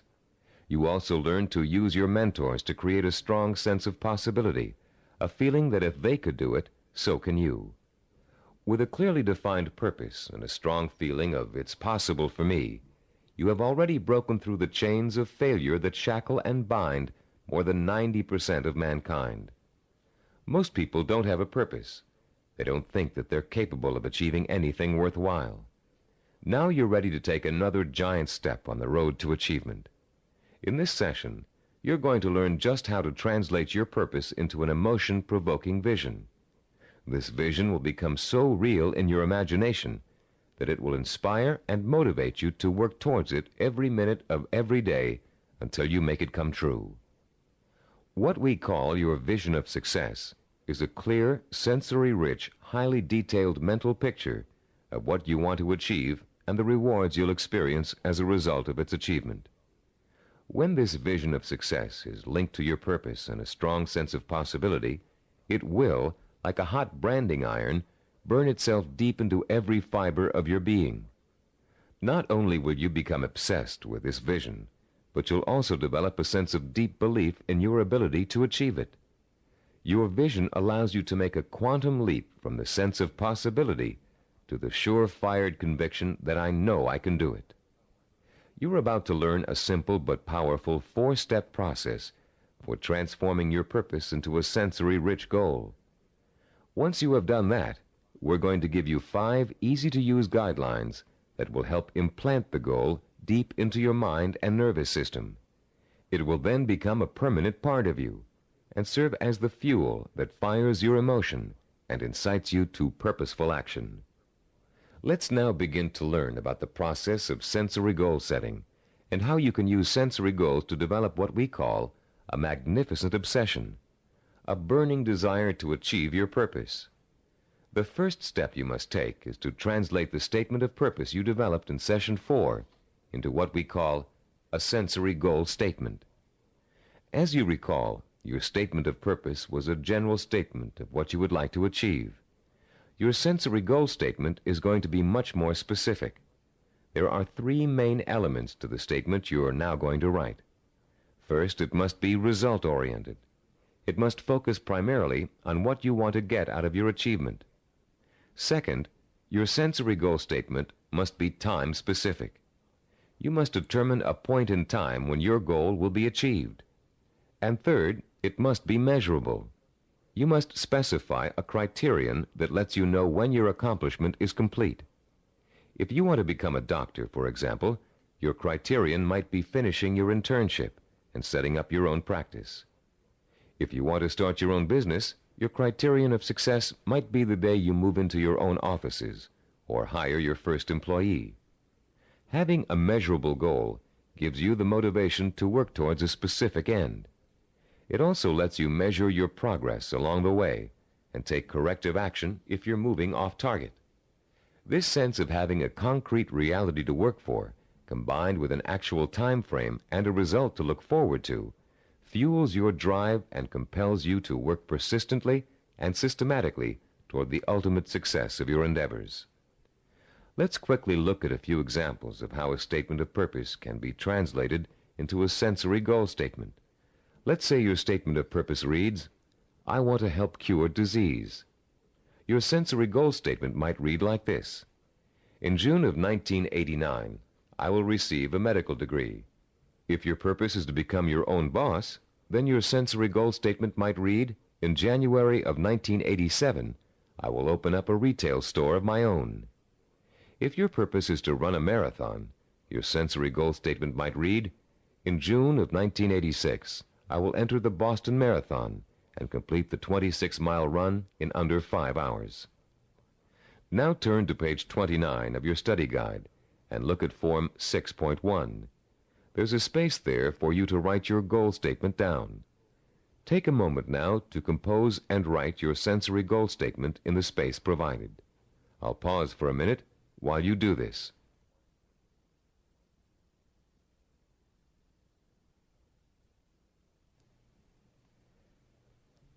After writing your sensory goal statement, your next step in the sensory goal setting process is turning that statement into what we call a vision of achievement. The first way in which you're going to do this is by finding photographs in books, magazines, and newspapers that show people living, experiencing, and achieving your vision.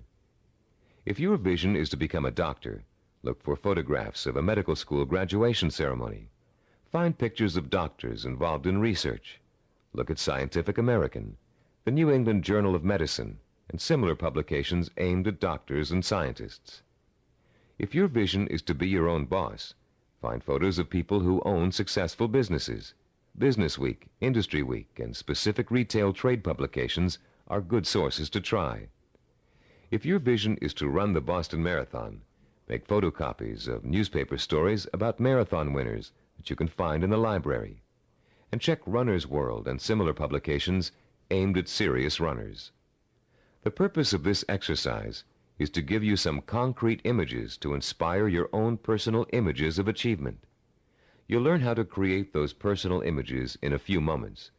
Creating a vision achievement scrapbook of pictures that personally speak to you about your own desire for achievement can have a powerful effect on your motivation and drive. Devote some time today or this evening to locating these pictures, and in the future, continually be on the lookout for more. The third step in the process of developing a sensory goal requires that you make a listing of all the advantages and rewards you will experience as the result of achieving your goal.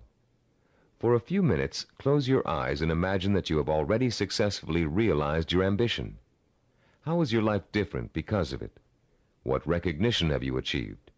Has it made a difference with your family and friends? Has it made an impact on other areas of your life? Are you getting up at the same time in the morning, driving the same car to work? Are you going out more in the evenings, wearing different clothes? Turn to page 31 in your study guide, and in the space provided on Form 6.3, write down every single reward you can imagine resulting from the achievement of your goal. Don't just write down the general rewards, get as specific as possible. For instance, running the Boston Marathon may greatly boost your self-confidence and increase the respect you get from family and friends. But training for it will also get you into superb physical shape, meaning you'll have more energy, more stamina, more drive. You'll look better, feel better, sleep better, and do a better job at work. Use the photographs from your scrapbook to help you identify all the rewards you can think of that are associated with your goal. And when you're finished writing them down, you'll be ready to translate them into a vision that will stimulate your emotions, provoke your desire, and incite you to positive action. Close your eyes for a few moments and imagine that you have just achieved your goal. Where are you? What do you see around you? Are you indoors, outdoors, in your own home, at the office? Who are you with? Notice every tiny detail of your surroundings, including the texture of wallpaper, the color of the sky, the faces of the people you're with, the clothes they're wearing. Pretend you're going to have to draw a picture of this scene in a moment, so you really need to focus in on every little item so as not to forget it. Now, holding that visual image before you, switch your focus to sounds. What are you hearing? Are people talking to you? Are they congratulating you? If so, what are they saying? Are you hearing the voices of your parents, your spouse, your children, your friends? Are you all watching TV, where a famous newscaster's voice is reciting the story of your achievement? Maybe there's a party being held in your honor, and you can hear music in the background. Concentrate on every single sound you can hear and differentiate. Now, let's add the sense of touch. Are people shaking your hand? Do their hands feel smooth, rough, warm, cold? Are the grips firm or slack? Are you being patted on the back, hugged by your family and friends? Is someone pulling at your sleeve to get your attention? Next, imagine the prevalent smells that are surrounding you. If you're in the middle of a celebration, can you smell the food on the buffet table? Is the fragrance of champagne wafting up from the glass you're holding? Can you smell people's perfume or cologne? Now concentrate on taste. Are you sipping that champagne you were holding a moment ago, eating hors d'oeuvres? Or is the taste of success so sweet that you don't need or want any food? Finally, what are you feeling emotionally? Pride? Satisfaction? Maybe you're feeling relief that the hardest work is behind you. Maybe you're feeling the power of your new position. Perhaps you're feeling the exhilaration that comes with knowing that having achieved what you did, you can now achieve anything. You might even be feeling humble, having come face to face with weaknesses you never knew you had during the long, hard effort to reach success. After you have awakened all of your senses to the sight, smell, taste, touch, sound, and feeling of success, turn to page 32 in your study guide and complete Form 6.4, entitled The Sensory Vision Worksheet.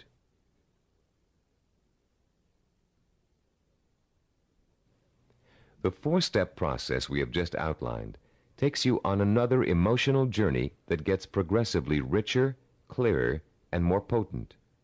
You start with a specific statement of what you want to achieve and when you want to achieve it. Then you gather inspirational photographs of others who have achieved what you want to achieve. You imagine and list the rewards and benefits you'll experience as a result of achieving your goal. And finally, you bring these three steps together into an imaginary scenario rich in sight, sound, touch, taste, smell, and emotion. This scenario is your vision. It is the driving force behind all of your thinking and activity. The more intense and more detailed your vision is, the more emotional power it will pack. The more often you conjure up your vision, the more drive and sustaining power you'll have behind you. This drive and power will in turn enable you to develop working plans, working habits, knowledge and skills you need to achieve your goal. And it will help you to persist and persevere until it is accomplished. Now that you've imagined reaching your goal in all of its sensory detail, you're going to have the opportunity to record it on tape. Don't leave out a single sensory detail. The richer your description, the more powerfully it will affect your ability to keep striving to reach your goal, day after day, week after week, month after month. Use as much enthusiasm as you can during your description. You should be enjoying yourself. After all, it's your vision of success you're describing. After you've finished recording, play back your description and listen to it carefully. Did you falter in places? Were there things you couldn't describe fully? Did it sound as if you didn't quite believe what you were saying? If the first version of your story doesn't satisfy you, erase it and create another one. Do this over and over until you have a version that completely satisfies you. It should be highly detailed and utterly convincing. And if, along your path to achievement, you find your goal changing shape or form, just record a new version that better fits your new goal. You're now going to learn to use this recording as part of a 5-step daily plan for internalizing your vision and making it so much a part of you that it will drive you to plan, to work, to achieve, to persist. Your first step will begin early in the morning, soon after you wake up. The first thing you're going to do before going about your daily business is to review your statement of purpose, your sensory goal statement, your photographs of achievement, and your list of rewards for achieving your goal. This is not just to remind you of why you're striving for success. It's to remind you of exactly why you need to succeed. Your statement of purpose, your list of rewards, your photographs, all speak of your deep need for achievement and the ways in which it will satisfy you and enrich your life. This is what you need to awaken in yourself anew every single morning. After you've reviewed those materials, your second step is to listen to your recording of your sensory goal description. The sound of your own voice, filled with enthusiasm, describing the joy and pride you feel in achieving your goal, will light a fire inside you that will give you the energy and stamina to persist in your efforts to reach success every single day. And during the day, as part of step 3, you must take a few moments out from whatever you're doing, close your eyes, and imagine your sensory goal in all its richness and brilliance. Recall the touch, taste, smell, sight, and feel of success. Relive your emotional reactions to it. Keep the obsession to achieve burning in you all the time by remembering this vision as often during the day as possible. For step 4, at night you must mentally review all the events that occurred during the day.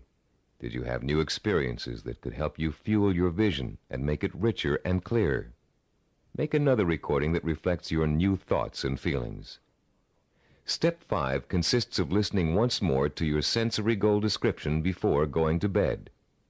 And as you're falling asleep, play your sensory-rich scenario of achievement over and over again in your head. This 5-step plan will refuel and reinforce your motivation for achievement, and it will help to give you daily feedback on how well you're progressing toward your goal. But remember, there will be setbacks and mistakes along the way, and there will be readjustments in your thinking and planning about what you want to achieve and how you want to achieve it. You'll find yourself adjusting your course just as you adjust your steering wheel while driving on a winding road. This is to be expected, because there is no effortless path to achievement. For this reason, we suggest you record your vision over again at least every 2 weeks. That way, it can keep pace with your daily experiences and changes in outlook. You've come a long way in this session. You've turned a general statement of purpose into a specific statement of what goal you want to achieve. You've put an achievement date on that goal. You've gathered pictures of it. And you've learned to turn it into a living, breathing vision of success that evokes the kind of strong emotions you need to sustain a long, hard effort of achievement. Now is the time to record your vision. Take your time and do it as many times as necessary until you are satisfied with the results. Remember, you're going to be listening to it twice a day, so it needs to be rich and rewarding. You may find you need several tries before you successfully record a vision that satisfies you in its richness of detail and intensity of emotion. do as many versions as you need until you get the one that sounds just right. If your goal changes, record a new version. If you've reached your goal and want to pursue another, create a new vision and record it. Remember, include all the details and be as enthusiastic as possible. Now, begin your own narration of what it would look, taste, touch, smell, sound, and feel like to achieve your goal. What you can do, or dream you can do, begin it. Boldness has genius, power, and magic in it. These immortal words, written by the great German philosopher and dramatist Johann Wolfgang von Goethe, perfectly set the stage for what you're going to learn in this session. Here, we're going to help you turn the vision of what you want to achieve into an action plan. In Goethe's words, to boldly begin your dream. You already have the vision. You believe in it and in your potential to achieve it. Now we're going to work on a practical, step-by-step process through which your vision can be brought to life. For, as former United States President Theodore Roosevelt said, dreams are a dime a dozen. Everybody's got dreams. It's their execution that counts. Planning is the logical mapping out of where you want to go and how you want to get there. Seneca, the Roman philosopher, captured the importance of planning when he said, "When a man does not know what harbor he is heading for, no wind is the right one." Planning helps you focus your direction and organize both your time and resources. Every moment spent in planning saves 3 or 4 in execution. In this session, you're going to learn a simple yet powerfully effective system of planning, of organizing any goal you want to achieve into logical, easy-to-visualize steps. This system is applicable to any type of task or project, from building a deck to getting a medical degree. It will help you to make short or long-range plans, organize your resources, create schedules to meet necessary deadlines, and improve your decision-making skills.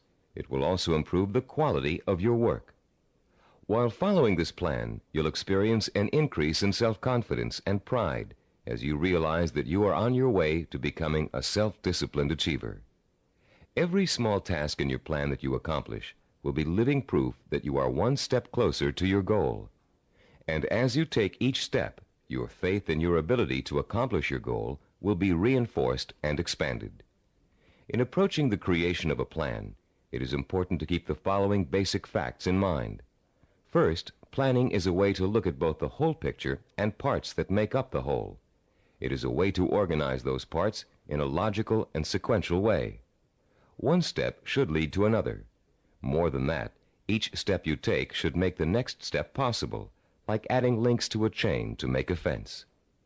We've introduced you to the concept of macro and micro achievements. The whole picture is your macro achievement. The steps you must take to achieve your macro achievement are micro achievements.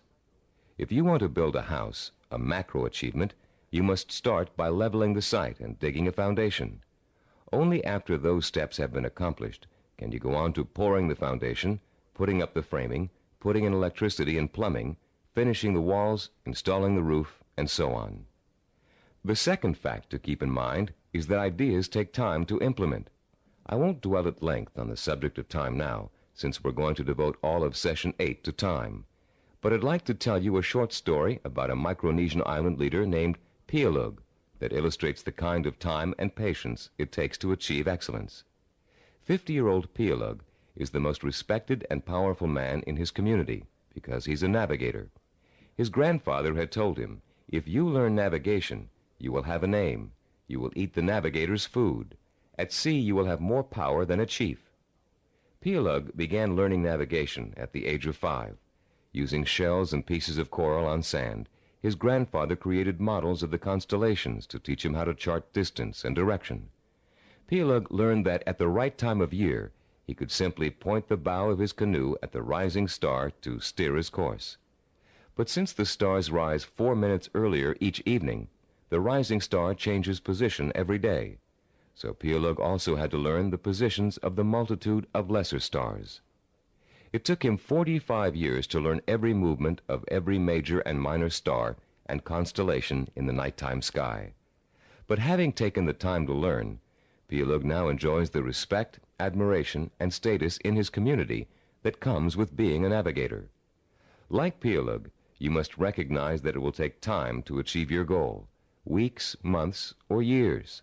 Like Pialug, you must develop patience in learning the steps that lead to your goal. With time and patience on your side, you'll be assured of realizing your ambition. And like Pialug, you'll achieve the respect that comes with final accomplishment. A third fact to remember in creating a plan of action is that ideas take concentrated work to come to fruition.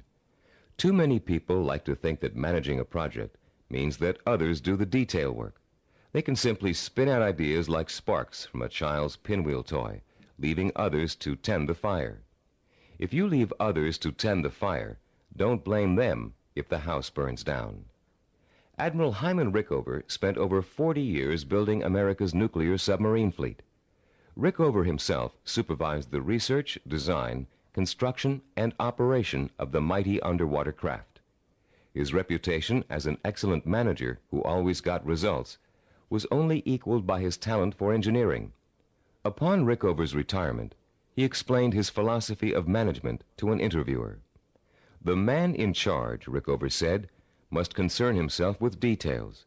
If he does not consider them important, neither will his subordinates. Yet the devil is in the details. It is hard and monotonous to pay attention to seemingly minor matters.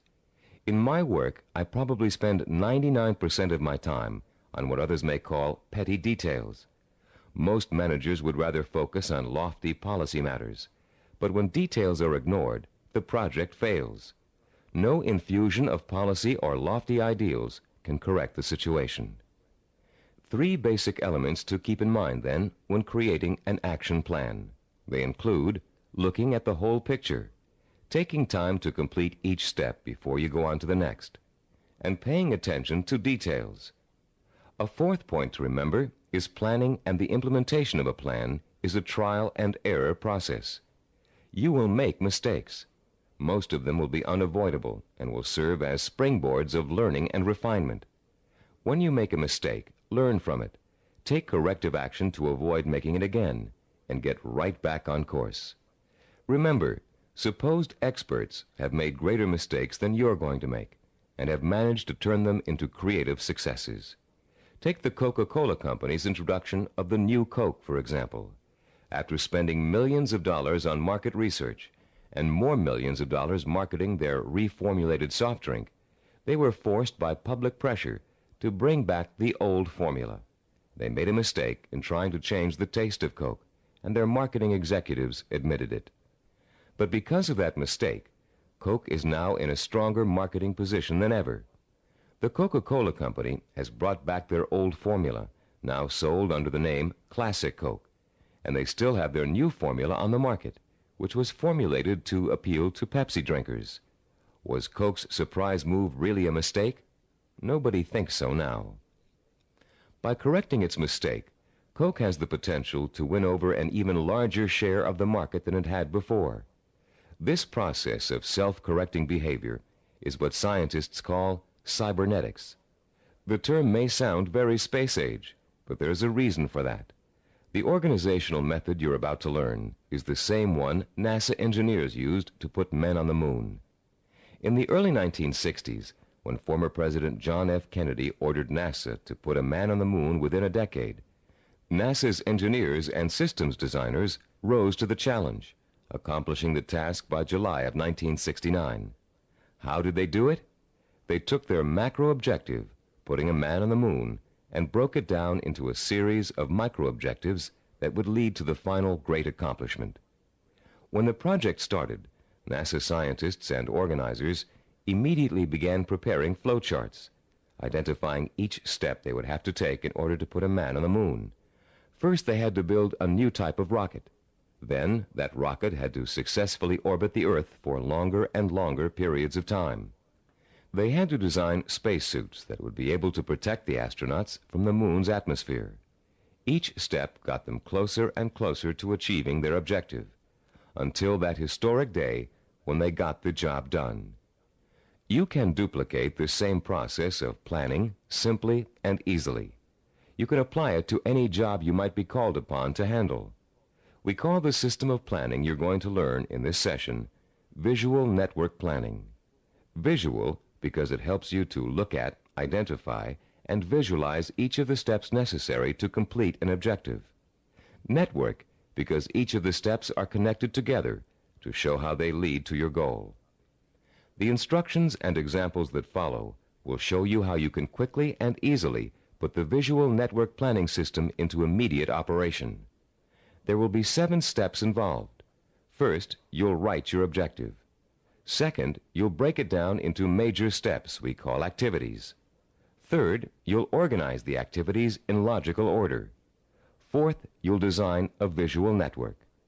Fifth, you'll estimate how long each activity will take to complete. Sixth, you'll determine what we call critical path and float. And seventh and last, you'll assign actual calendar dates to each activity. Don't worry about remembering all of these steps now. We'll go over them one by one, with examples to help you understand them. For now, as we begin our discussion of this powerful planning system, you'll need to refer to your study guide and follow along as I explain each concept. I'll pause here for a few moments while you locate the page. First, let's discuss the 4 basic elements of visual network planning. Look at diagram 7.1 on page 36. The first element is what we call an activity box. An activity is a step or task that must be completed in order to achieve a goal. The name of the activity is listed in a box. One activity is linked to another activity by a line with an arrow. This linking of activities is the second element of a visual network plan. The third element is the activity's reference number. Each activity is assigned a number for the purpose of identification. The number is circled and located in the upper left-hand corner of the activity box. Any number can be assigned to an activity box, and the numbers you do assign don't necessarily have to follow in numerical order. Activity number 23 can follow activity number 15. The fourth basic element of a visual network plan is what we call duration. Each activity takes a certain amount of time to complete. That amount of time is called its duration. Duration is listed at the bottom right-hand corner of the activity box. It can be represented in minutes, hours, days, weeks, months, or years. Now let's use these elements to build a simple network, a group of linked activities that lead to a goal. Refer to diagram 7.2 on page 36. This diagram assumes that you have some hard winter wheat and a wheat grinder, and you want to make some fresh, hot, whole wheat cereal. How would you develop a simple visual network plan to illustrate all of the steps you must take to end up with a bowl of piping hot cereal? Your first step would be to get a piece of paper and pencil and list your objective on the top.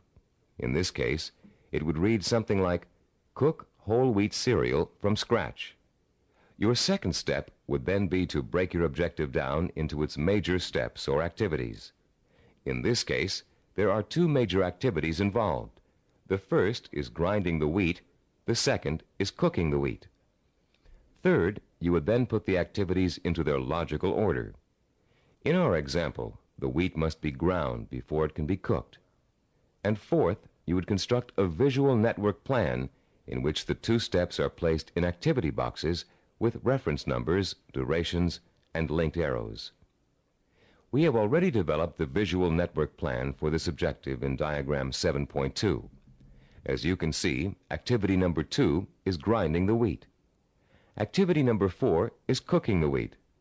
When activity number 2 has been completed, having taken 2 minutes, activity number 4 is ready to begin. Activity number 4 takes 7 minutes. Reaching your goal of making a bowl of fresh, hot, whole wheat cereal takes a total of 9 minutes. This simple visual network plan shows you how many activities you need to complete before your goal can be accomplished. In this case, 2. And how long each activity will take. In this case, 2 minutes and 7 minutes. The example is very elementary. If you look at diagram 7.3 on page 37, you'll see a slightly more complex visual network plan. In this case, our goal has 2 activities that are dependent upon the completion of 1 activity. Here our goal is to get both a car and a motorcycle out of a garage. Neither can be accomplished without opening up the garage door. Notice also that Activity 5, labeled Getting the Car Out of the Garage, is independent of Activity 7, labeled Getting the Motorcycle Out of the Garage. Both Activities 5 and 7 can be accomplished at the same time, providing you have someone to drive each vehicle and providing the door is opened first. In this example, note that 5 of the 7 steps of visual network planning have been completed. 1, the objective has been written. 2, the major steps of the project have been identified. 3, the steps have been put into a logical order. 4, they have been organized into a visual network. 5, each activity has been assigned a time estimate for completion. Now let's examine Step 6, the concepts of critical path and float. To help you follow along in our explanation, turn to page 38 of your study guide and look at diagram 7.4, titled Critical Path and Float. As you can see, we have expanded our visual network plan for cooking cereal to one for cooking and eating cereal. The new objective is to prepare and eat freshly ground whole wheat cereal in 15 minutes. Look at the visual network plan. You now have 3 separate paths that come out of Activity 3, grinding wheat. Going from the top down, the first path is made up of Activities 3, 5, and 11. The middle path is composed of Activities 3, 9, and 11. The bottom path includes Activities 3, 7, and 11. Look at the 3 paths individually and total up the amount of time each will take. The middle path will take a total of 14 minutes to complete. The top path takes only 8 minutes. The bottom path takes 9 minutes. Look at your objective again. Your goal is to cook and eat the cereal within 15 minutes. If you are to complete your objective on time, the activities on the longest path must all be completed on schedule. The longest path on a visual network plan is known as the critical path. The activities on the critical path are called critical activities and are vital to the success of the project. The non-critical activities, those not on the critical path, can be delayed without affecting the result. These activities have what is called float. Float is the amount of time an activity can be delayed without affecting the completion of the project. In diagram 7.1, grinding the wheat, cooking the wheat, and eating the cereal take the longest amount of time and are thus on the critical path. Getting the bowls and milk can be delayed without affecting the schedule. Therefore, they both have float. Diagram 7.5 on page 39 is the visual network plan we use here at Cybervision Systems to develop our programs. Study the plan and try to determine the critical path. Which activities take the longest amount of time to complete? As you can see, activities 11, 13, and 15 are on the critical path. Activities 17 and 19, and 21 and 23, which take a total of 10 weeks to complete, have 6 weeks of float. Because of the amount of time it takes to complete the critical path, these activities can be delayed for 6 weeks without affecting the schedule. On the other hand, if any of the activities on the critical path are delayed, the whole project will be late. Identifying the critical path of your project enables you to gain control by knowing what your priorities are. You can then concentrate your efforts on getting those priority items done, letting the others float until you have time to take care of them too. The 7th step in developing a visual network plan is to assign calendar dates to each of the activity boxes. Once you're ready to commit your project to firm starting times, you must insert completion dates for all activities along the critical path. For example, if we were to begin our audio program development on January 5th, and the first activity on the critical path, developing a program idea, has a duration of 1 week, then the activity box showing the completion of this task would have a target date of January 12th. That date, and all others on the critical path, must be met in order for the project to be completed on time. A delay in finishing a critical path activity will result in the delay of the project. But critical path dates have another function besides keeping your project moving on time. These target dates also serve as guides for the float events that lead to your goal. You can position your float activities to coincide with your critical target dates in such a way as to complete them when it's best or easiest for you to work on them. These activities can be worked into your schedule because they can be delayed until it's most convenient for you to do them. Visual network planning works for macro goals and for micro goals. You can create one visual network plan for a macro goal, such as becoming a doctor, and create another visual network plan for getting through medical school. In diagram 7.6 on page 40 of your study guide, we've outlined a simple visual network plan for someone with a macro goal, becoming a neurologist.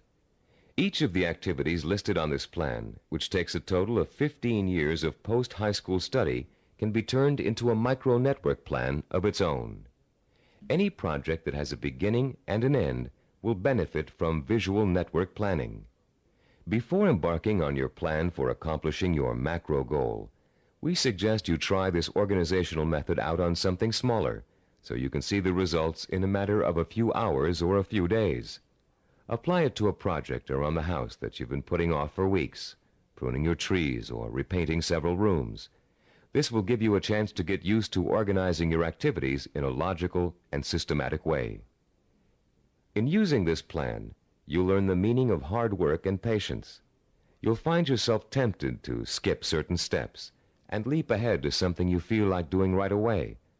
But when you do go off your schedule, your project won't be completed in time, and you'll begin to see how important it is to stick to dates and schedules if you want to realize any goal. Using this plan will also reward you with a sense of self-disciplined accomplishment. As you complete each task on your path to success, you can mark it off on your chart and be proud that you've done it. You'll also be able to look at your chart at various times during your project and see how far you've come. Before we go on to complete this planning session on cassette side 10, I'd like to say a final word about the planning system you've just learned. No one can be totally certain about the outcome of a string of planned events. Mistakes, unforeseen problems, and outside events over which you have no control can and will contribute to the changing of your plans. Your visual network plan is not carved in granite. It's a living, working system that must change to accommodate the changes in your life. You may underestimate the amount of time it will take you to complete an activity. You'll know better the next time. You may find that you don't need to perform a certain activity at all, giving you some breathing room in your schedule. The objective of this plan is not to give you a rigid yardstick against which to measure your success or failure. Rather, it is to give you a logical, working system for achieving your goal. In creating your visual network plan, do your best to be as accurate as possible about dates and durations of activities. But remember that things may go wrong, and you may have to change those dates. This is not an excuse to quit.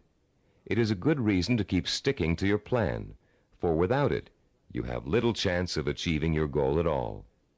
Remember, to successfully realize your purpose, you must have the courage to take risks, the courage to fail, and the courage to learn from your failures.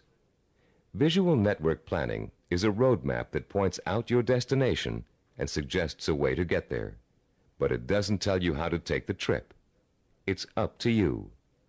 On the next side of this tape, you'll take the exciting step of developing your own visual network plan, and you'll write your own story of achievement in a way that brings home the power and reward of final success. Now that you've been introduced to the guidelines of effective planning, you're ready to turn your own purpose and vision into macro and micro plans. As you do, keep in mind the following suggestions. First, the instructions on how to develop a visual network plan are guidelines only, and not a rigid set of rules. Use the principles we've discussed as a guide to meet your own specific needs. Second, take the time to work at converting your goal into a visual network plan. You'll probably need to come up with a number of rough versions before you arrive at your finalized plan. Don't get frustrated. The very act of planning will force you to think logically and use your creativity. More importantly, your vision will go from the abstract to the concrete, a step most people aren't able to take or don't know how to take. In developing your personalized visual network plan, you'll find that this system will become one of the most valuable tools you'll ever use. So study it thoroughly, familiarize yourself with the steps, get to work, and be patient. After you have developed your first visual network plan, there's an exercise I want you to complete. Take your plan and put it in front of you. Study what you've written for a few minutes. You have a stated objective, a list of activities, and a time frame. That's all it takes to tell a story. So I'm going to ask you to tell the story of the achievement of your own goal. Only you're going to tell the story in the past tense, as if your goal has already been achieved. In your story, pay attention to details. How long did it take to reach your goal? What did each step along the way feel like? Did you have to reevaluate your goal in the process of achieving it? What did you discover about yourself along the way that led to the successful achievement of your ambition? Keep your story simple. Pretend you're talking to a friend. Be enthusiastic. Be proud. Give your friend a step-by-step description of just how you did it. First I did this, then I did that, and this happened along the way, so here's how I took care of it, and so on. Now you're going to tell your story on tape to describe your success in sensory-rich detail, with all the enthusiasm you can muster, as if it finally really happened. When you're done, you'll have a record of your success that you can refer to again and again for inspiration. When you play your story back for the first time, listen very carefully to your descriptions. Did you falter in places? Was there a lack of conviction in your voice in certain areas? Did you hesitate, as though to tell yourself you really didn't believe that success was yours? Or were you self-assured and utterly convincing? If the first version of your story doesn't satisfy you, erase it and create another one. Do this over and over until you have a version that completely satisfies you with its richness of vision and inner strength. When you achieve your goal, you can use this same method of storytelling in pursuing another one. Always make sure that your story rings true and offers real inspiration to you when you hear it. Remember, don't be afraid to brag and relive the success you've already accomplished in your imagination. You've already taken an important step in mastering the science of self-discipline by learning how to turn your most important goals into step-by-step plans for achievement. Now comes the time to roll up your sleeves and learn how to put these plans into action. This is an exciting moment for you and a turning point in your quest for success. Up until now, you've learned how to prepare for achievement. Now you're going to learn how to actually tackle the hard, efficient work that is the bread and butter of achievement itself. Notice we said hard, efficient work, not just hard work. Hard work alone doesn't guarantee success. In fact, many unfortunate people spend a great deal of time working very hard and never get anywhere in spite of it. Making intelligent and efficient use of your time is of paramount importance in achieving your goal, especially when that goal may take years to achieve. In this session, you're going to learn how to manage your time and effort so efficiently that you won't waste one valuable moment in your journey to achievement. You'll learn how to find time in an already busy schedule to work on the micro tasks that make up the stepping stones to your macro purpose. You'll find out why what we call seasoning, a special way of looking at time, is so critically vital to your success. You'll learn how to actually quicken time, make hours seem like minutes, weeks seem like days, and years seem like months. And you'll learn once and for all how to develop the do-it-now habit, allowing you to permanently overcome the world's #1 cause of failure, procrastination. By the time you finish this session and complete the corresponding exercises in your study guide, you'll be equipped with a new attitude towards time and achievement, and you'll be ready to begin systematically putting your step-by-step plans into purposeful, disciplined action. Let's now begin exploring the fascinating principles of using and managing time that can make the difference between success and failure. To begin at the beginning, let's talk a little bit about the relationship between time itself and achievement. We all know that it takes time to accomplish something. Depending on what you'd like to accomplish, it may take a little bit of time or a great deal of time. The same goal can also sometimes be achieved in less time or more time, depending on how good a job you want to do in achieving it. Think about any small task you might be confronted with around the house. Let's say one of your doors is stuck and needs planing in order for it to open and close easily. There are lots of ways you could accomplish that task, and lots of shortcuts you could take. But in order to do a really good job, you know you should measure the door and doorway opening, figure out how much wood you need to remove, take the door off the hinges, and mount it on a sawhorse, and plane it down until it reaches the right size. This approach may take longer than some others you can think of, but it's the best way to achieve your goal. And when the job is done properly, you know that door will never get stuck again. The person who takes the time to do the job right is the epitome of the self-disciplined achiever. Someone who has learned not to worry about time, but use it to its full potential to achieve a goal in the best way possible. None of your goals are going to be as simple as this one to accomplish, but the principle remains the same. To achieve with excellence, you're going to need a long period of time in which to allow your knowledge and skills to mature and grow. This is the concept of time that we call seasoning. Seasoning is a law of nature. All things take time to come to fruition. People, in their impatience to get what they want without going through this growing process, often end up stunting their own personal growth and making true success impossible. Shortcuts only lead to mediocrity and failure. Scientists, philosophers, artists, and statesmen have always recognized the importance of seasoning in accomplishing any goal. When asked by an impatient student how long it would take to become a master teacher, the Roman philosopher Epictetus replied, "Nothing comes into being all at once, not even the grape or the fig. If you say to me now, 'I want a fig,' I shall answer, 'That requires time.' Let the tree first bring forth tender blossoms. Let the blossoms endure the weathering of the sun, wind, and rain. Let the tree then put forth its fruit, and finally, let the fruit ripen." Cybervision founder Steve DeVore recalls learning about seasoning the hard way. "When I was 5 years old," he said, "I planted a garden in my backyard. Because I didn't understand how seeds grew, I would go out and dig them up every day to see if they'd sprouted yet. I hardly watered them, and I didn't weed them regularly as I should have. Because I was so impatient and neglectful, my plants never got the chance to grow properly. And when harvest time came, my vegetables were pitifully small and undeveloped. I had a friend next door, a slightly older boy who understood the principles of gardening.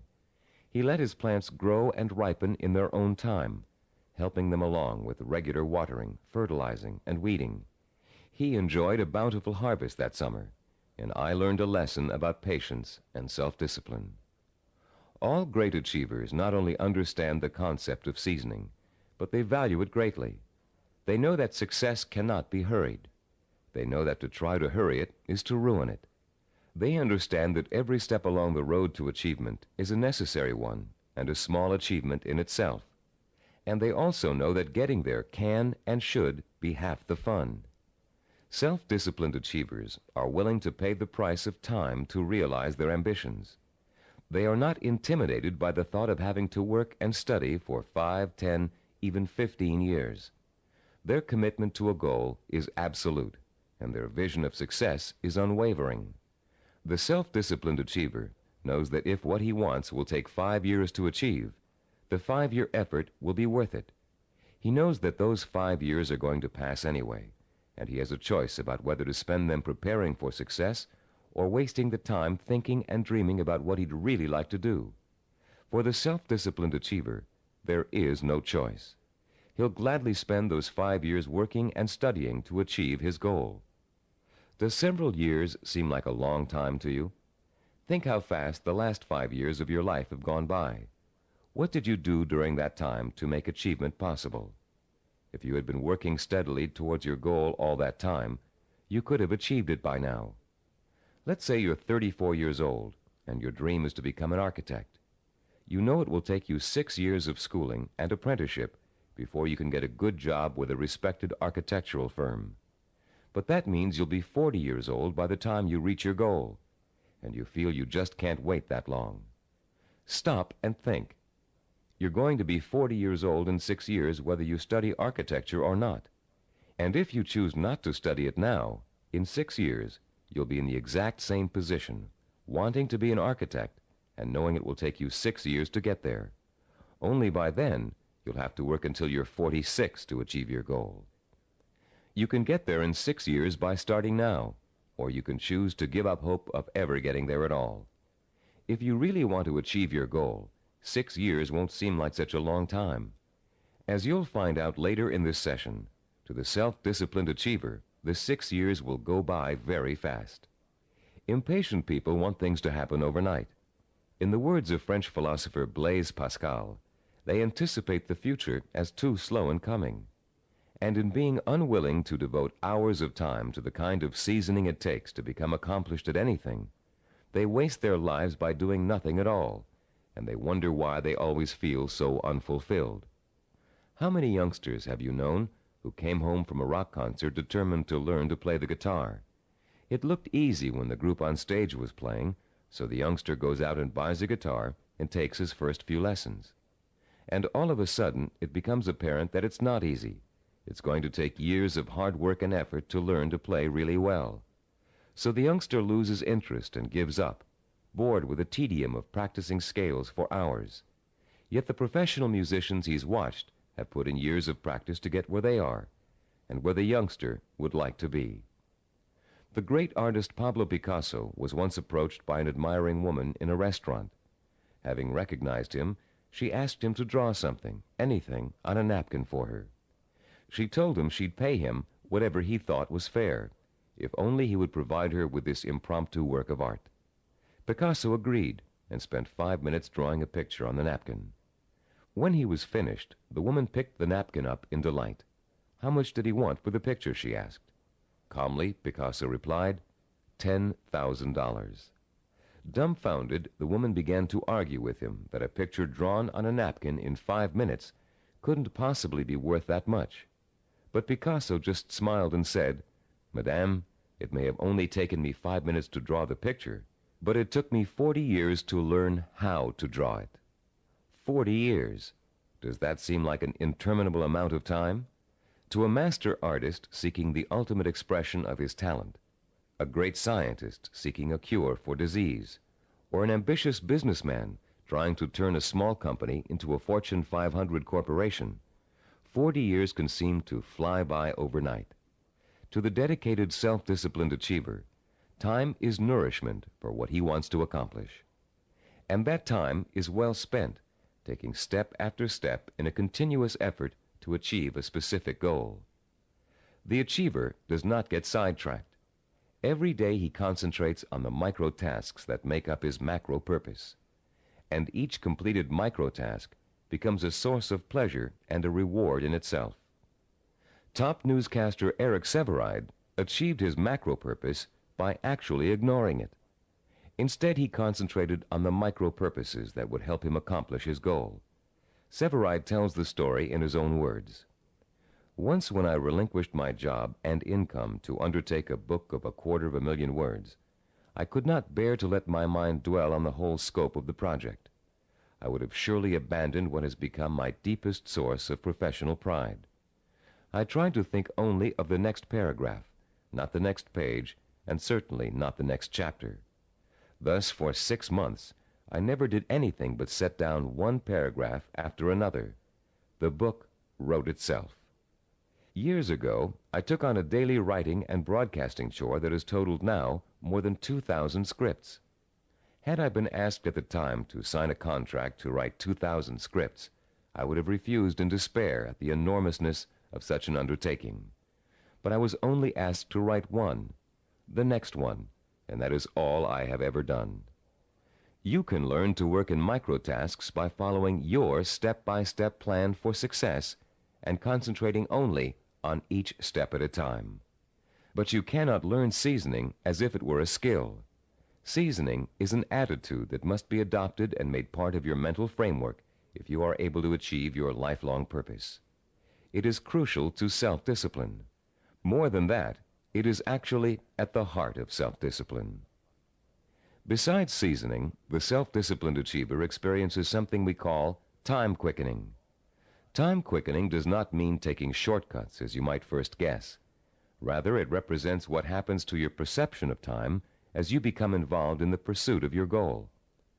Time quickening is an almost magical experience where time seems to disappear and you know you're in complete control of what you're doing. When it happens, you feel energetic, concentrated, and completely absorbed in your task. We've all experienced time quickening when we're doing something we particularly enjoy. For you, it may have happened while you were reading an exciting murder mystery, watching an action-filled movie, playing a game of tennis, or even weeding a garden.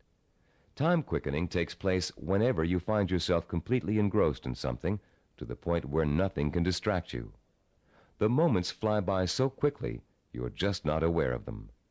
Past and future seem to disappear, leaving only you and the task you're engaged in.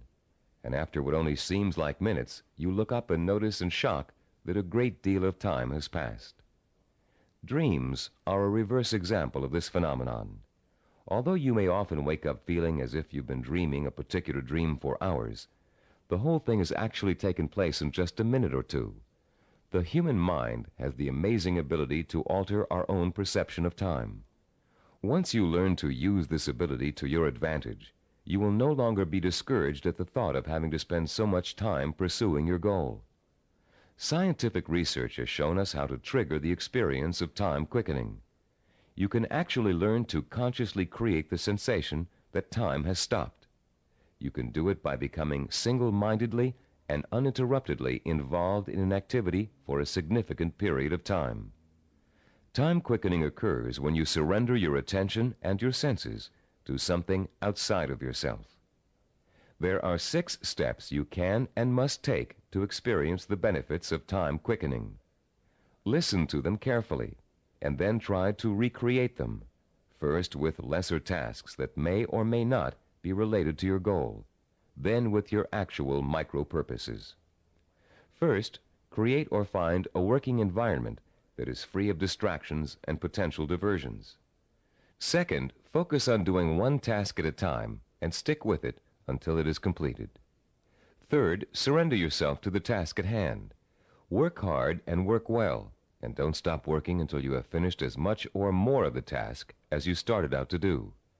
Fourth, plan to work uninterruptedly for a significant span of time, several hours if possible. Fifth, don't watch the clock as you work, and don't continually compare how much you've accomplished against how much you still have to do.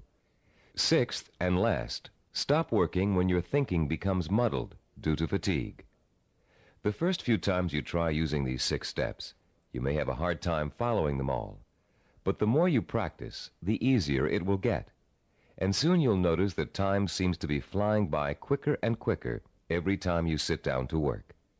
Time quickening makes work enjoyable and helps prevent the normal wear and tear of work on your mind and your nerves. It is the antidote to burnout and the key to maintaining a healthy emotional balance during long hours of effort.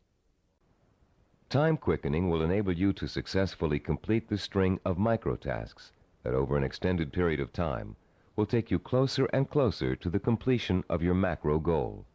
And if your goal is years away, time quickening will make it seem to all happen so quickly that the illusion of overnight success will almost seem as if it's coming true. Using time quickening to follow a step-by-step plan for reaching a goal is one way to make that goal appear closer than it really is. But time quickening won't do you any good if you find you can't even get started on your micro-tasks. For most people, the biggest enemy of success is procrastination, postponing doing the work you know you must do in order to accomplish your ambitions. Like most people, you may think procrastination is relatively harmless, a trivial problem that you don't really need to worry about. But there's nothing trivial about a habit that is the cancer of self-discipline. Procrastination is an achievement killer, and unfortunately, the more often you succumb to it, the more habitual it gets and the harder it is to deal with. Procrastination is a serious deterrent to self-discipline, and it takes a serious effort to overcome it. In the next part of this session, we're going to explore some common reasons for procrastination and the most effective ways of overcoming the would-be achiever's most self-defeating habit. Psychological research tells us that chronic procrastinators fall into three groups. The first group fears failure. The second group fears success. And the third group uses procrastination as a way of rebelling against authority. Let's examine each of these groups to see how they turn their own psychological problems into reasons for procrastination. The first type of procrastinator may actually already be a successful business person or professional, but he or she is successful only up to a point. These people set such high standards for themselves that they live in constant fear of not being able to meet those standards. They cripple their own efforts to succeed by working at less than their capacity, so they are never really challenged and therefore never will fail. People who are successful early in life, usually in school or in an athletic career, often turn into this type of procrastinator. Take Sarah, for example, a city planner who graduated at the top of her class from Stanford University. Soon after graduation, Sarah joined the planning director's office in a major West Coast city. One of her duties is to generate reports for her boss to use in making important presentations. Sarah has begun putting off doing the reports until the last minute. While she collects the material in time, she finds that she dawdles with the writing process until the night before, or sometimes even the morning of the presentation. She then rushes through the writing and ends up turning out an adequate but far from superlative report. What Sarah manages to do in each case is avoid testing herself to the maximum. She is not certain whether she can live up to the high promise of her success in school. By putting off her work till the last minute, she doesn't have to find out the truth about her abilities, because of course at the last minute nobody could be expected to turn out a perfect report. In the course of this kind of procrastination, Sarah has picked up a new skill called brinksmanship. She flirts with catastrophe by not doing her work in time, then pulls herself out of the brink at the last minute. If her performance doesn't measure up, she can always blame lack of time for failure. When her performance is good, she can applaud her ability to come through in the clutch. All that Sarah is proving is that she can do an adequate job at the last minute. The real test, what she'd do with the report if she took the time to work on it, has never been faced. The second group of procrastinators are afraid of the very thing most people are striving for, success. Some of these people are simply afraid to stand out from the crowd. They don't want to be seen as different. Many are afraid that if they are too successful, they will outgrow marriage partners, families, or friends. These people limit their own performance, actually holding themselves back, because they fear the kind of change success may bring to their lives. The third group of procrastinators is constantly rebelling against authority. These are the people who put off doing their work because it gives them a feeling of control over their boss. Rebellious procrastinators spend their lives reacting to a fear of being controlled or dominated. Whenever something is expected of them, they react by procrastinating just to prove that they are the ones in power. If you're a procrastinator, you probably fall into one of these three groups, or you may find you have a little bit of each type of procrastinator in you. Understanding the reason for your procrastination is your first step towards overcoming it. It's especially important for you to realize how self-destructive and self-defeating procrastination is. Whether you're rebelling against someone or responding to an inner fear, procrastination will eventually hurt you in everything you try to do. There are a number of techniques you can use to help overcome the habit of procrastination and replace it with energetic, efficient, inspired action. William James, the great Harvard University psychologist and philosopher, who already taught us in Session 5 the value of acting as if we are what we want to be, has a very practical solution to procrastination. James suggests, do something every day for no other reason than you would rather not do it at all. Listen again. Do something every day for no other reason than you would rather not do it at all. What James is really telling you to do is to replace the habit of procrastination with the habit of action. As soon as you catch yourself thinking, well, I won't do that now, I'll do it later, you must immediately, Do whatever it is you're procrastinating about. Self-disciplined achievers also use two special time management techniques to overcome the tendency to procrastinate. The first is called Swiss cheesing. The second is called unscheduling. Swiss cheesing is another term for dividing a macro purpose into a series of micro tasks. The management consultant who invented the term conceived of it as a way of poking holes in a large task to make many smaller tasks. If you have a task that will take 2 hours, Swiss cheesing it creates 8 15-minute segments, or 4 30-minute segments, or however many smaller segments you need to get the task done. Breaking a macro purpose down into micro tasks makes it seem much less formidable. In fact, this one-step-at-a-time approach is the only way to achieve a major goal. Without losing sight of what you want to achieve, you should never go around thinking about the enormity of your major purpose. You must concentrate only on achieving one small step at a time.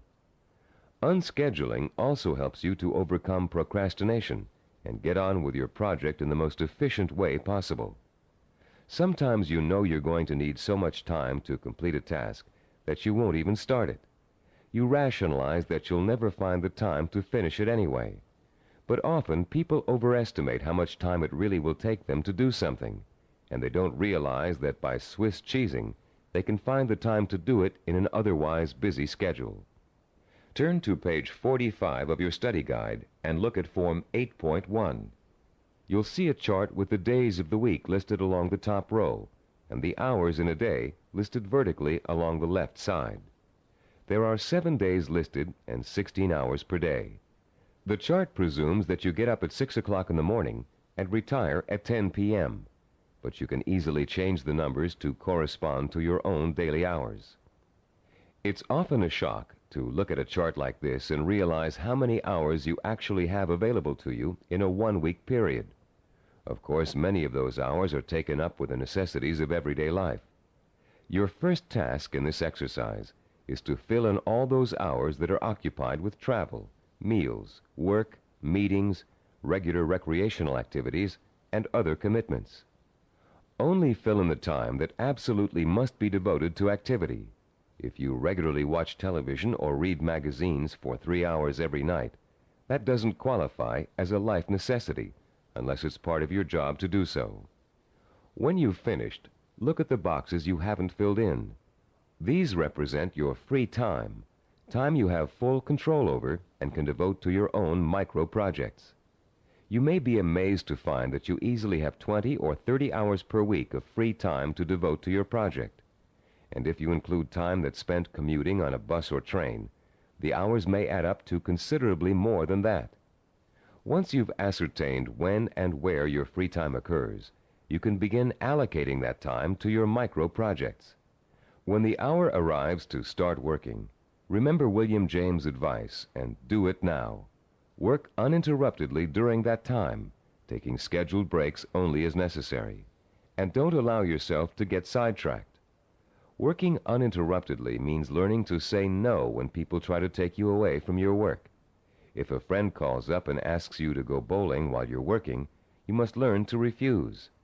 Make a date to go some other night, but complete your working hours in the time you've allotted to them.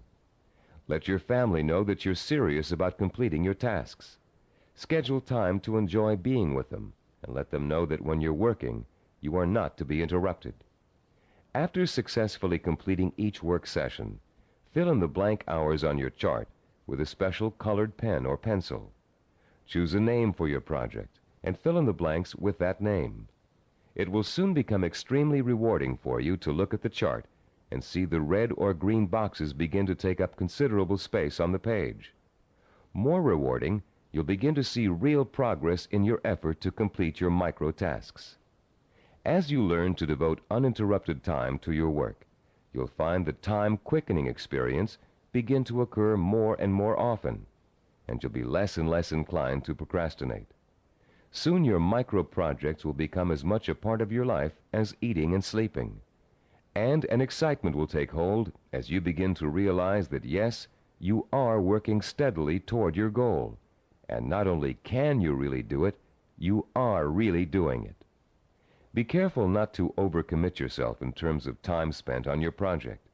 Your goal is not to exhaust yourself. And beware of trying to go in too many directions at once. That can cause the kind of anxiety that will make you want to give up before you even get started. Concentrate on accomplishing one task at a time. That task will get done, and then you can start on the next, which will also get done, and so on. Keep in mind through all of this that your objective is not to punish yourself with work in every free hour you have during the week. Working towards a macro goal by accomplishing micro tasks should not be an unpleasant experience. By creating a healthy balance between work and recreation, you'll find yourself looking forward to those hours when you can devote yourself to pursuing the goal that will make life truly worthwhile for you. You'll reach a point where you wouldn't trade those hours for anything in the world. You've come a long way in this session. You've learned how to overcome the tendency to procrastinate, how to experience time quickening, and how to learn to value seasoning as inevitable in reaching any goal. We'd like to make one more suggestion to you before ending this session. Put up a sign at your desk, table, or other workspace. A sign in big, bold letters that you can see every time you look up.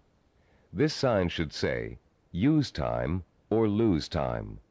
Let it serve as a constant reminder that time marches on, whether you're working toward your goal or not. And every minute that you are devoting to your micro projects is bringing you just a little bit closer to achieving your life's ambition. In the next session, you'll find out how self-disciplined achievers master the skills and knowledge they need to make their vision a reality. And you'll learn to broaden your own new field of knowledge by overcoming your learning blocks and harnessing your built-in powers of intelligence and discipline. In this session, we're going to talk about how you can identify and learn the knowledge and skills you need to master in order to achieve your vision and purpose. As we've repeated throughout this Neuropsychology of Self-Discipline program, any goal worth achieving takes preparation and careful, patient work. As easy as running is, as natural as it seems, you wouldn't go out today and run a marathon without months of preparation, slowly working up to 3 miles a day, then 7, then 10, then 15, gradually working toward the 26-mile goal.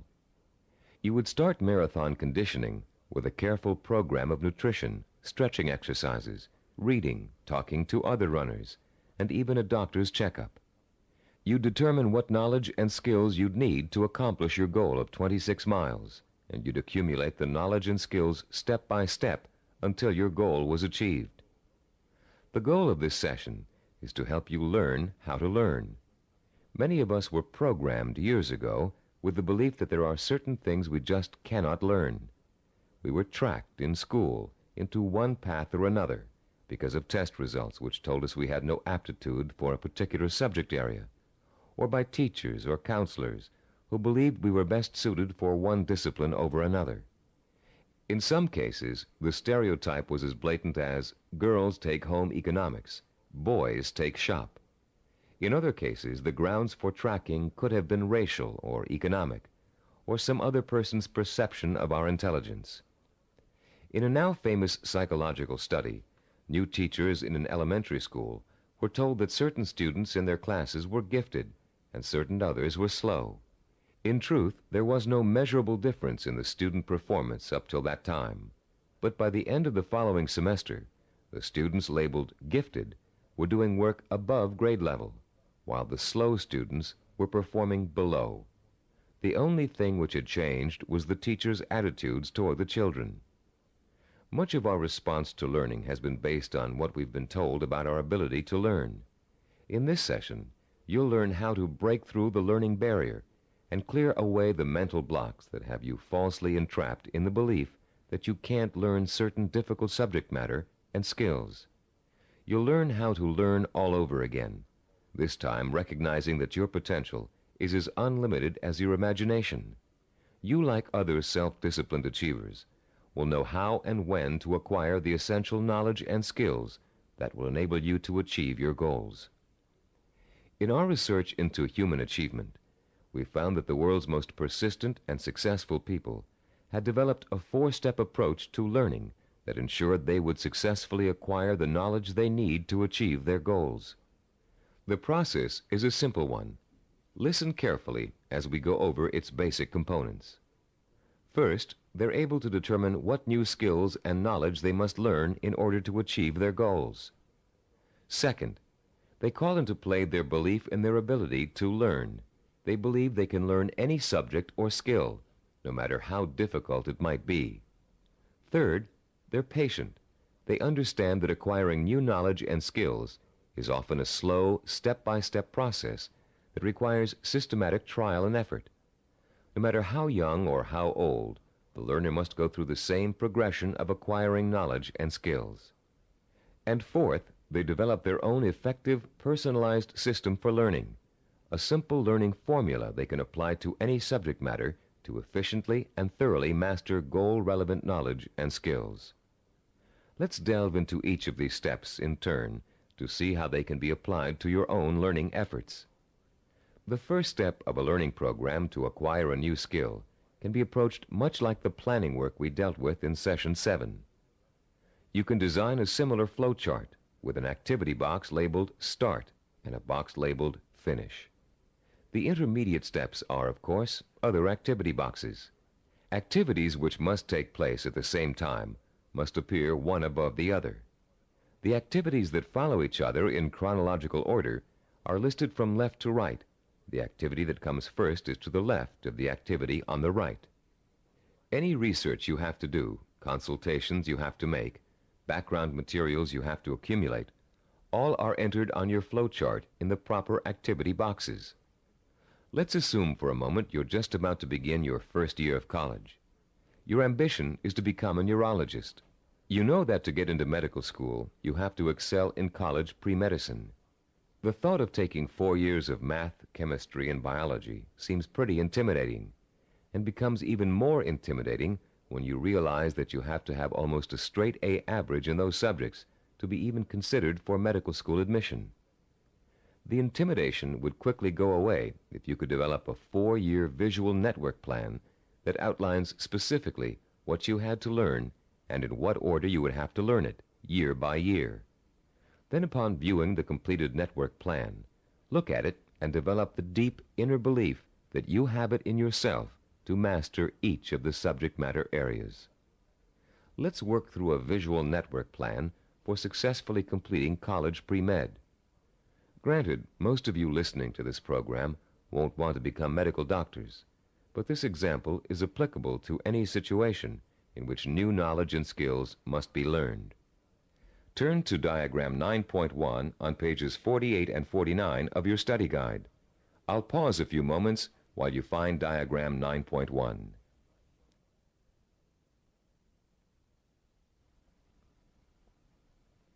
As you can see, there are 3 visual network plans. The first one outlines the chronological steps to becoming a neurologist. We call this a macro plan, with the objective of becoming a neurologist. Below that is the micro plan with the objective to graduate in pre-medicine in 4 years with a minimum 3.5 grade point average. The micro plan is broken down into 2 levels. The first level is visually represented in 2 steps. The Start, labeled number 1, and Graduate with a Bachelor of Science in Pre-Med, labeled number 3. This first level has actually been extracted directly from the macro plan. Now look at page 49 and the Level 2 diagram. As you can see, Level 2 is an expanded version of Level 1. Through the study of the college course catalog, and after talking at length with college advisors, you have identified the pre-med requirements and have broken them down into a prerequisite chronological order. This visual network plan then serves as the step-by-step map for completing your pre-med program, the first step in your macro objective of becoming a neurologist. As you look at the visual network plan for completing pre-med, what type of emotions do you experience? Do you feel intimidated at the prospect of excelling in the hard sciences? Do you doubt your ability to learn such difficult subjects? and to learn them so well that you finish each course at the top of your class. If you feel intimidated and experience doubt, then you probably won't make it. If you look at the plan and feel deep down inside that with enough effort, study, and application, you can master each of the courses, then you'll probably succeed. The difference, you see, is really not in ability or intelligence. Rather, it is an attitude, your belief in yourself. The belief in yourself as someone who is capable of learning is 90% of the learning hurdle. The other 10% is single-minded application mixed with ability. The belief in yourself as someone who has the ability to learn is the second step involved in the self-disciplined achiever's pursuit of goal-related knowledge and skills. Much of your own belief in yourself as someone who is capable of learning complex material may have been educated right out of you in school for a variety of reasons, some of which we explored at the beginning of this session. One major reason for this belief is a vicious cycle people get caught up in early in their learning experience. Take math, for example. Many people have learning blocks when it comes to math. They feel that they just don't have the aptitude to learn complex mathematical concepts. And they can prove this lack of ability to you from their grades and success in math classes. What most of these people lack is not the aptitude for math, but the application of self-discipline. Math requires progressive learning. You have to master one concept before you can go on to the next. If you miss a few steps in between, then it's really easy to get lost. And once you get lost, it's nearly impossible to catch up. To stay on top in math requires a daily effort of study. Most people who enter math because of their lack of self-discipline think that they can get by with a minimum of effort. Most of these people are intelligent. They can get by in most other courses by just coasting. They think they can do the same thing in math, but soon they get behind and can't catch up, and usually do poorly in the course. Then, after such an experience, they label themselves as poor in math. They carry this label with them throughout their lives. This label shades most of their decision-making when it comes to choosing courses of study and careers. Such people will avoid careers that require mathematical understanding because they think they don't have the aptitude. Actually, they probably had and have the aptitude, but not the attitude. Their life's potential was stunted by a false assumption.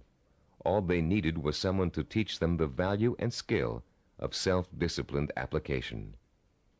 Most of the people we studied in the creation of the Neuropsychology of Self-Discipline program were not extra intelligent, but they did have a firm belief in their ability to learn anything and everything. To them, 90% of their ability to learn was their belief in their ability to learn. If you examine your own positive role models, you'll probably discover that few of them test out at genius level on intelligence tests. Most people think that Albert Einstein, for example, was a mathematical genius, when in actuality he flunked his college entrance exams and was a poor student in mathematics.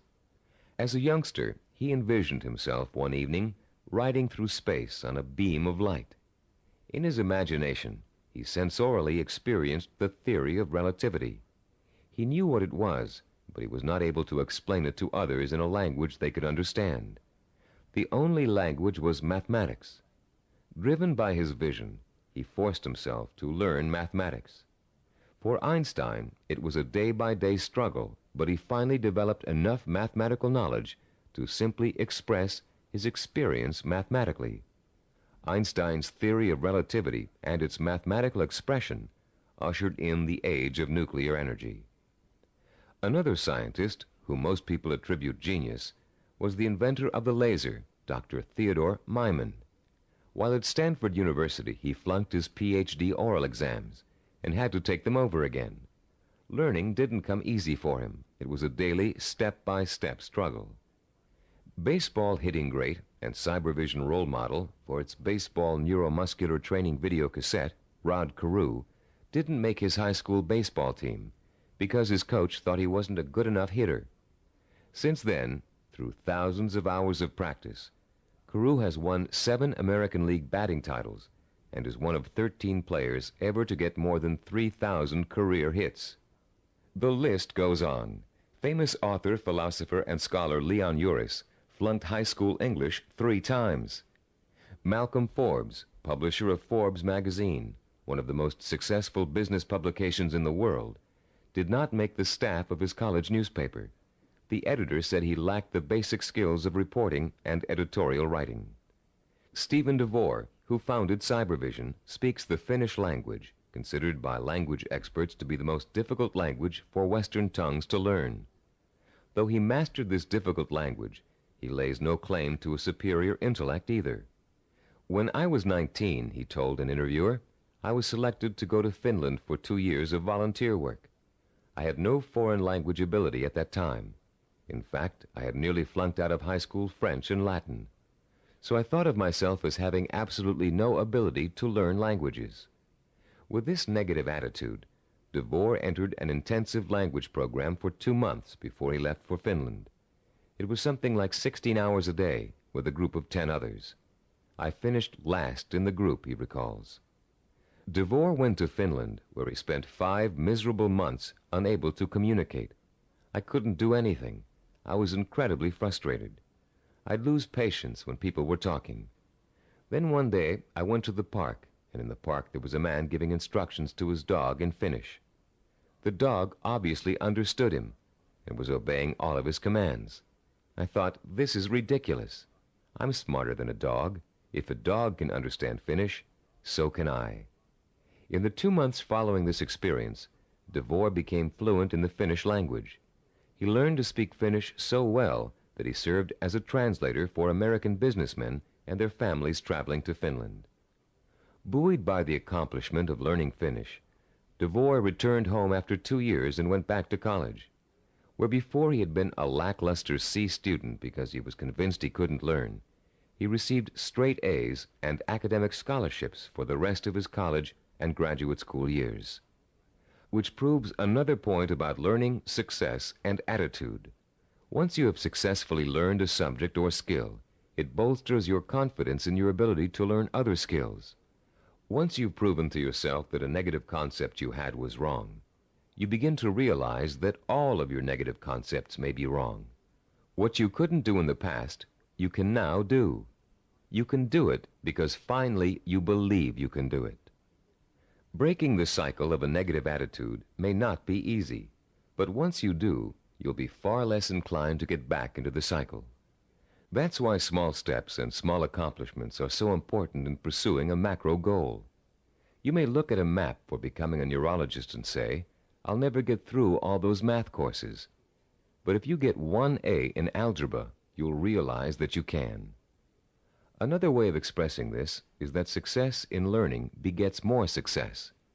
Once you have successfully learned a subject or skill, it bolsters your confidence in your ability to learn other skills. Your past, in which you may have been labeled or labeled yourself as a non-learner, is precisely that, your past. It is not your present. It has little relation to what you are capable of accomplishing now. What has happened to many of us is that we have been conditioned into a negative feedback loop where learning is concerned.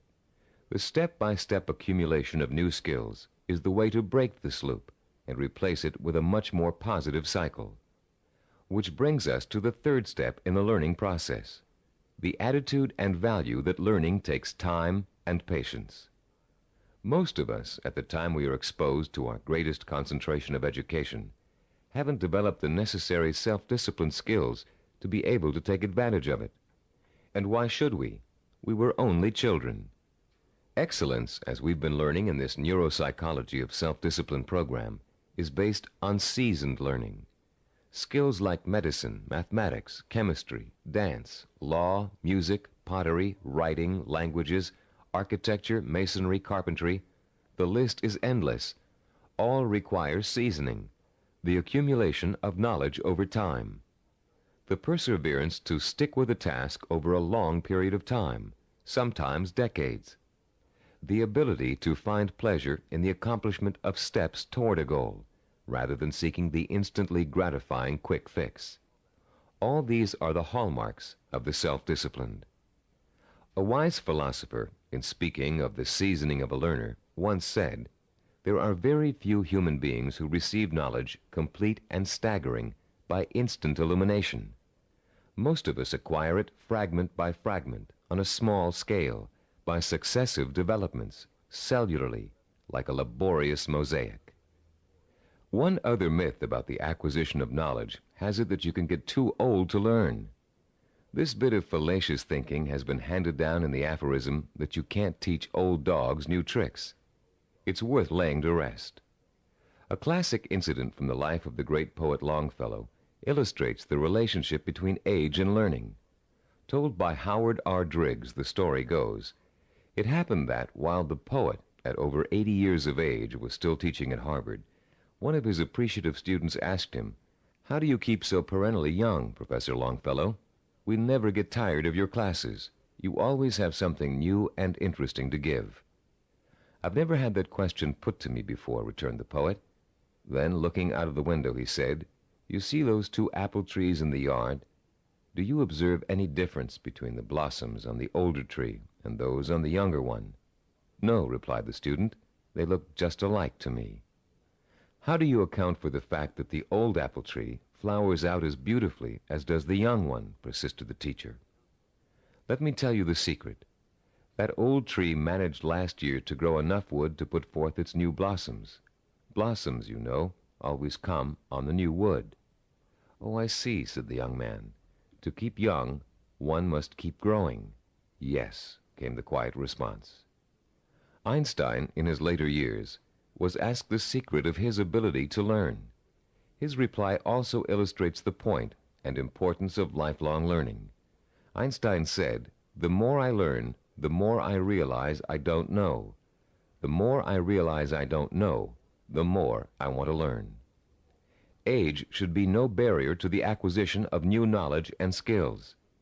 If you have the self-discipline to see your efforts through, you can learn anything at any age. Let's now discuss the 4th step in the learning process, a set of tried and proven principles that work together as a system to make learning easy. If you'll turn this cassette over now, we'll introduce you to a very simple yet powerful system to learn effectively at any age, whatever the subject area. A recent movie called Educating Rita beautifully illustrates the points we're going to discuss in the remainder of this session.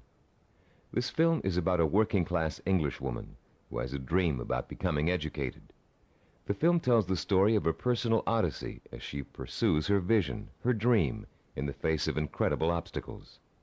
She faces at one point or another during the story conflicts with work, with transportation, with her parents, with schedules, with her mentor's desire and ability to teach, with the disdain of other more educated students, and with a husband who wants her to stay home and make babies, not thesis. Through it all, she perseveres, driven by the dream of herself as an educated woman, a woman who can discuss important issues, who can commune with the great thinkers and writers who make up such a rich part of her English heritage. She burns with the fire of her vision, a vision rich in dignity and strength. It's a vision she can hear, smell, taste, touch, and see. The actress, Julie Waters, expresses her character's struggle to change, to improve, to better herself, with such credibility that you can see the woman, Rita, change before your very eyes. There was nothing abstract about Rita's quest for education. Each book she read, each class she took, each time she met with her advisor or participated in a class discussion, was a visible step toward the completion of her goal. It was extraordinarily obvious how closely her vision and her process of learning were interconnected. Sometimes that connection is less obvious. So that's what the remainder of this session will speak to: how to recognize the connection between learning and the successful achievement of your goals. Learning is not simply the rote memorization of useless facts, or even useful facts. Of course, we're all aware that in 1492, Columbus sailed the ocean blue. But what does that have to do with our vision? The same lack of relationship to vision is often true with our attempts to understand abstract principles, as in mathematics, chemistry, or physics. They are very difficult to learn and use if we cannot see the direct applications to our everyday lives, to the pursuit of our purpose and vision. We ask ourselves, how is this going to help me in achieving my vision? Cybervision founder Steve DeVore recalls signing up for a course in statistics when he was attending graduate school. He hadn't taken the prerequisite higher math courses, but had gotten permission from the instructor to take the course anyway. DeVore's instructor, however, issued a dire warning at the beginning. Without those prerequisite courses, DeVore stood a good chance of failing. But forewarned is forearmed, and DeVore found a way to overcome his lack of preparation. The first week of class, he found himself swamped with mathematical concepts that were abstract and confusing. The only way I could make sense out of what was going on, he says, was to take each abstract principle and make it concrete. Instead of talking about X's, Y's, and Z's, I made them into apples and oranges, and I ended up with the second highest grade in the class. I find this concreteness also ties into vision, DeVore continues. Whenever you have to learn something that seems beyond your grasp, remember your vision and why you have to learn it. Then it will seem real and vital, and you'll have an easier time dealing with it. Whatever you have to learn, no matter how abstract or detailed the information, if it's necessary for your vision, then you can embody that information with your vision. Then it becomes something real and vital.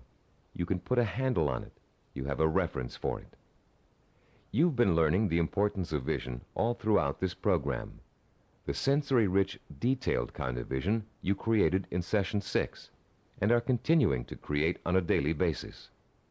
Making those visions concrete, you'll recall, sometimes even involved putting clippings or photographs of a desired goal upon the wall. This kind of work to strengthen vision is also at the heart of learning. As I promised earlier, I'm about to introduce you to a powerfully effective, easy-to-learn method of learning that will carry you through the rest of your life. This four-part learning system is the application of certain principles that reveal themselves in the course of our research with self-disciplined achievers. Learning and applying these principles will enable you to approach any subject matter with confidence and thoroughly learn the material no matter how difficult it might be. We call this system mega learning. We use the word mega to connote power. The power to achieve you acquire through the acquisition and application of knowledge. Let me quickly preview each of the 4 steps and then look at the process in greater detail. First, recognize the need to learn a principle. Second, relate the principle to your personal vision or goal.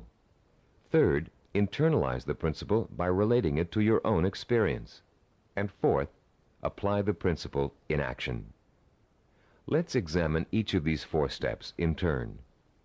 First, recognize your need to learn new information and skills. You cannot reach your goal without getting an education first. This doesn't necessarily mean attending school.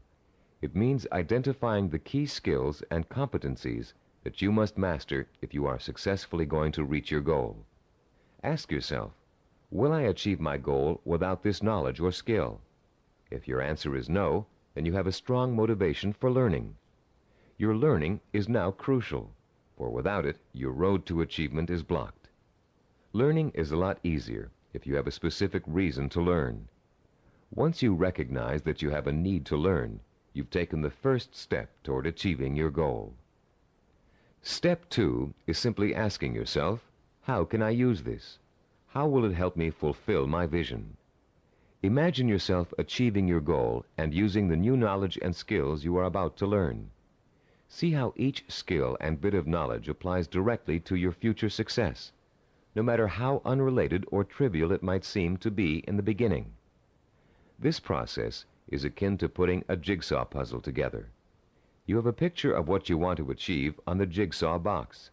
Inside the box are hundreds of related but unrelated pieces of the puzzle. You put 2 pieces together. You pick up a 3rd piece. You toy with it, mentally turning it over, looking at its edges, its contours, its unique characteristics, looking at the ways it might fit into the whole picture. Then comes the aha moment. You see exactly where the new piece of puzzle fits, how the contours of the piece are shaped to fit the pieces already in place. And as you place the piece in the puzzle, you get an idea of what the larger picture will look like. Perhaps you refer back to the picture on the jigsaw box, which is analogous to the mental picture you have of the goal for which you're striving.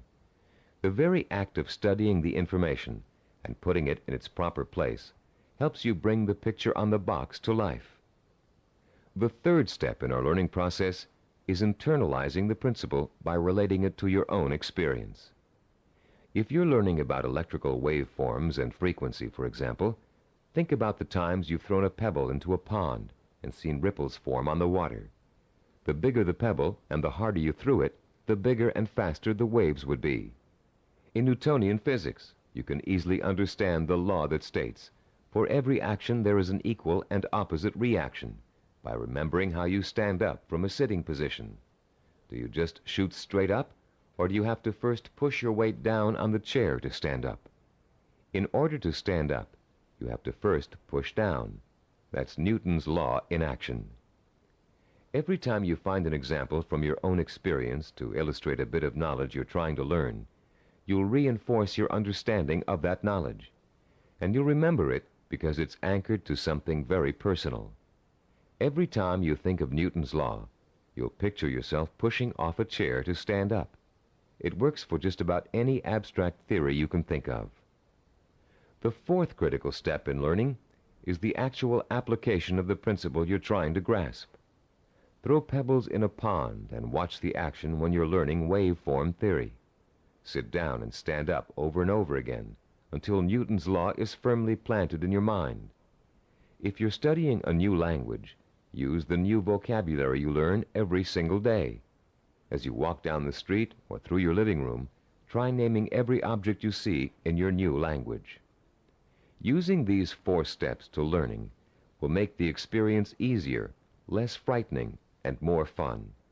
You'll make mistakes just as everybody does, but persistent application of the mega learning system will pay off in greater understanding, greater memory retention, and a better education overall in whatever it is you're trying to learn. The 4 steps to enhance learning we've outlined here are similar to and related to the 4 stages which make up the process of creativity. Our definition of creativity is taking the knowledge and skills you learn and applying it to the realization of your purpose, vision, and goals. To be creative, you have to be armed with knowledge and skills tempered by experience. The first stage in the creative process is preparation. Creative problem solvers consciously collect all the information they can, gathering tools which will help them solve a problem or get a job done. During this stage, if there's a problem to be solved, the person might be perplexed, but at the same time excited about the possibility of coming up with a solution. Stage 2 is called incubation. Once the research has been done and the necessary information has been collected, the creative person often releases the problem and turns to something else, including rest, relaxation, or physical activity related to the problem. During this stage, the knowledge begins to reform itself below the level of consciousness, shifting and realigning until it becomes a whole. During this stage, tantalizing flashes of insights and glimpses of parts of the final solution may emerge. Stage 3 is called illumination. This is the moment of discovery. It is the point in time where all you have learned and experienced has been distilled in your mind. The solution or inspiration springs forth almost miraculously. Miraculously, if you don't recognize how much preparation and groundwork you've already laid in stage 1. Often this stage is accompanied by an overwhelming feeling of certainty that says, yes, this is the piece of art I want to create. Or yes, this is the product idea I want to explore. Stage 4 is called verification or revision. This stage takes place again on a conscious level. The details of an experimental process, if you are a scientist, must be worked out. If you're an artist, you must decide whether this picture will be painted in watercolor or oil. This stage involves visible work and rational thinking. It involves drawing from your base of knowledge and fundamental skills to make your work conform to the vision of your creative insight. As you can tell, the knowledge and skills you acquire are the tools for the creative process. The parallels to the simple approach to learning we've outlined here and the process of creativity should also help put to rest the misconception that self-disciplined people are not creative. That discipline involves being married to lists and systems to the exclusion of freedom and creativity. On the contrary, creativity is the byproduct of a disciplined, well-informed mind, a mind that is using its storehouse of knowledge to solve problems and achieve goals. The more you learn, the more creative you can become. If your heart is set on becoming a professional musician, you can hardly be expected to know how to compose a symphony until you've become an expert in reading music and have studied music history. If you want to become a heart surgeon, you can't expect to pioneer new techniques in heart surgery until you've thoroughly mastered all the existing techniques. If you want to start a business, you must first study how other businesses are run, and then make your own decisions about how your company will work. If the realization of your vision requires the mastery of new knowledge and skills, I hope that learning will now be a stepping stone rather than a barrier to the creative realization of your goals. In our next and last session, you'll learn how to develop the twin pillars of the self-disciplined character, persistence and perseverance. And you'll be well equipped to begin your long and fruitful journey towards the goal you've chosen as your most important ambition. I'd like to begin this final session with two true stories that illustrate the value of persistence and perseverance in any of life's endeavors. The first story is about a mountain climber named Don Bennett. After successfully scaling 14,000-foot Mount Rainier, one of the highest mountains and most difficult climbs in the United States, Don Bennett was interviewed about the experience by a local reporter. "How did you do it?" the reporter wanted to know. "How did you keep going for 14,000 feet and not giving up?" Bennett thought for a moment before answering. Then he spoke slowly, trying to get the reporter to understand the mental process that led him to the peak of that mountain. "Starting months before the climb," Bennett said, "I created a vision of myself at the top of the mountain. That vision was so real that I could actually feel the cold wind blowing in my face, and I could see the spectacular mountains and valleys all around me. I saw and felt this vision 100 times a day. It inspired me. It motivated me. It kindled my determination to see the climb through to the end. During the climb itself," he continued, "I drew upon my vision for inspiration. When the going got tough, I saw myself at the top of that mountain just as clear as could be. And then finally, I reached my goal and my vision became a reality." The reporter was impatient with Bennett's explanation. Yeah, he said, "I've heard all that vision stuff before. But that doesn't explain how you did it. You're an amputee. How did a one-legged man climb a 14,000-foot mountain?" Don Bennett looked the reporter straight in the eye and said quietly, "One hop at a time. My vision became a reality, one hop at a time." Our second true story takes place during the last few weeks of World War II. Don McCall was a seaman on the Navy ship Indianapolis, which at the time was cruising the Philippine Sea. Suddenly, the ship was struck by Japanese torpedoes, and immediately it began to sink. McCall was asleep below decks when the first torpedo hit. He instinctively grabbed his life jacket and made his way up to the deck as the ship began to roll over. As he launched himself into the churning sea, the ship sank, taking 300 men with her. Another 900 or so had been pitched into the water. "I made up my mind that I was in big trouble," McCall told an interviewer, "and I also made up my mind that I would do whatever I had to do, no matter how painful, to survive." The first thing McCall did was to move away from the other survivors and float alone. He knew about the dangers of mass panic, especially if there was a shark attack, and he knew he'd stand a better chance if he stayed away from the other men. McCall also protected himself from exposure in the blistering sun by keeping a life jacket over his head. He kept a hose on his person so he could retreat underwater in case of a Japanese attack. And most important, he kept in mind the lesson he had learned about the danger of drinking seawater, no matter how thirsty he got. For days, McCall watched men succumbing to mass panic and hallucination. He watched them being torn apart by sharks, while he escaped attack by remaining perfectly still. He watched them drinking seawater and dying of dehydration, while he swallowed his own desire to drink. He watched them dying all around him, while he remained alive. 4 days later, a Navy patrol boat plucked an exhausted 90-pound McCall out of the sea. He had survived 4 days without food or drink in the blistering sun, in shark-infested waters. An incredible feat, and he had proved the power of self-discipline even in holding death at bay. Like mountain climber Don Bennett, McCall never lost sight of his vision, staying alive. He used all his knowledge and skill to make that vision come true. He resisted drinking seawater to get immediate gratification of his thirst, which would have killed him. And he found creative solutions to the problems of exposure to the sun and Japanese attack. Both Bennett and McCall used self-discipline to endure terrible physical hardship and achieve seemingly unachievable goals. Your own goal may not seem as urgent as theirs, but the principle of achieving it remains the same.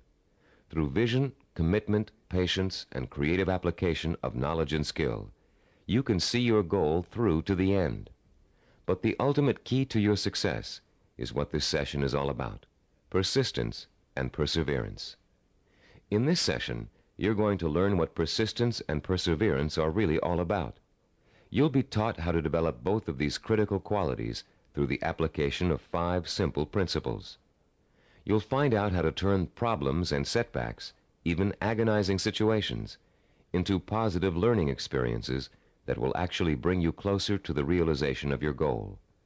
And you'll understand the value of never giving up, no matter how tough the journey gets or how endless it seems. First, let's define the words persistence and perseverance. Is there a difference between the two? Yes, a subtle one. Persistence means never giving up. Perseverance means persisting in spite of hardships, opposition, and setbacks. Mountain climber Bennett and Navy seaman McCall displayed both persistence and perseverance in their heroic efforts to reach their goals.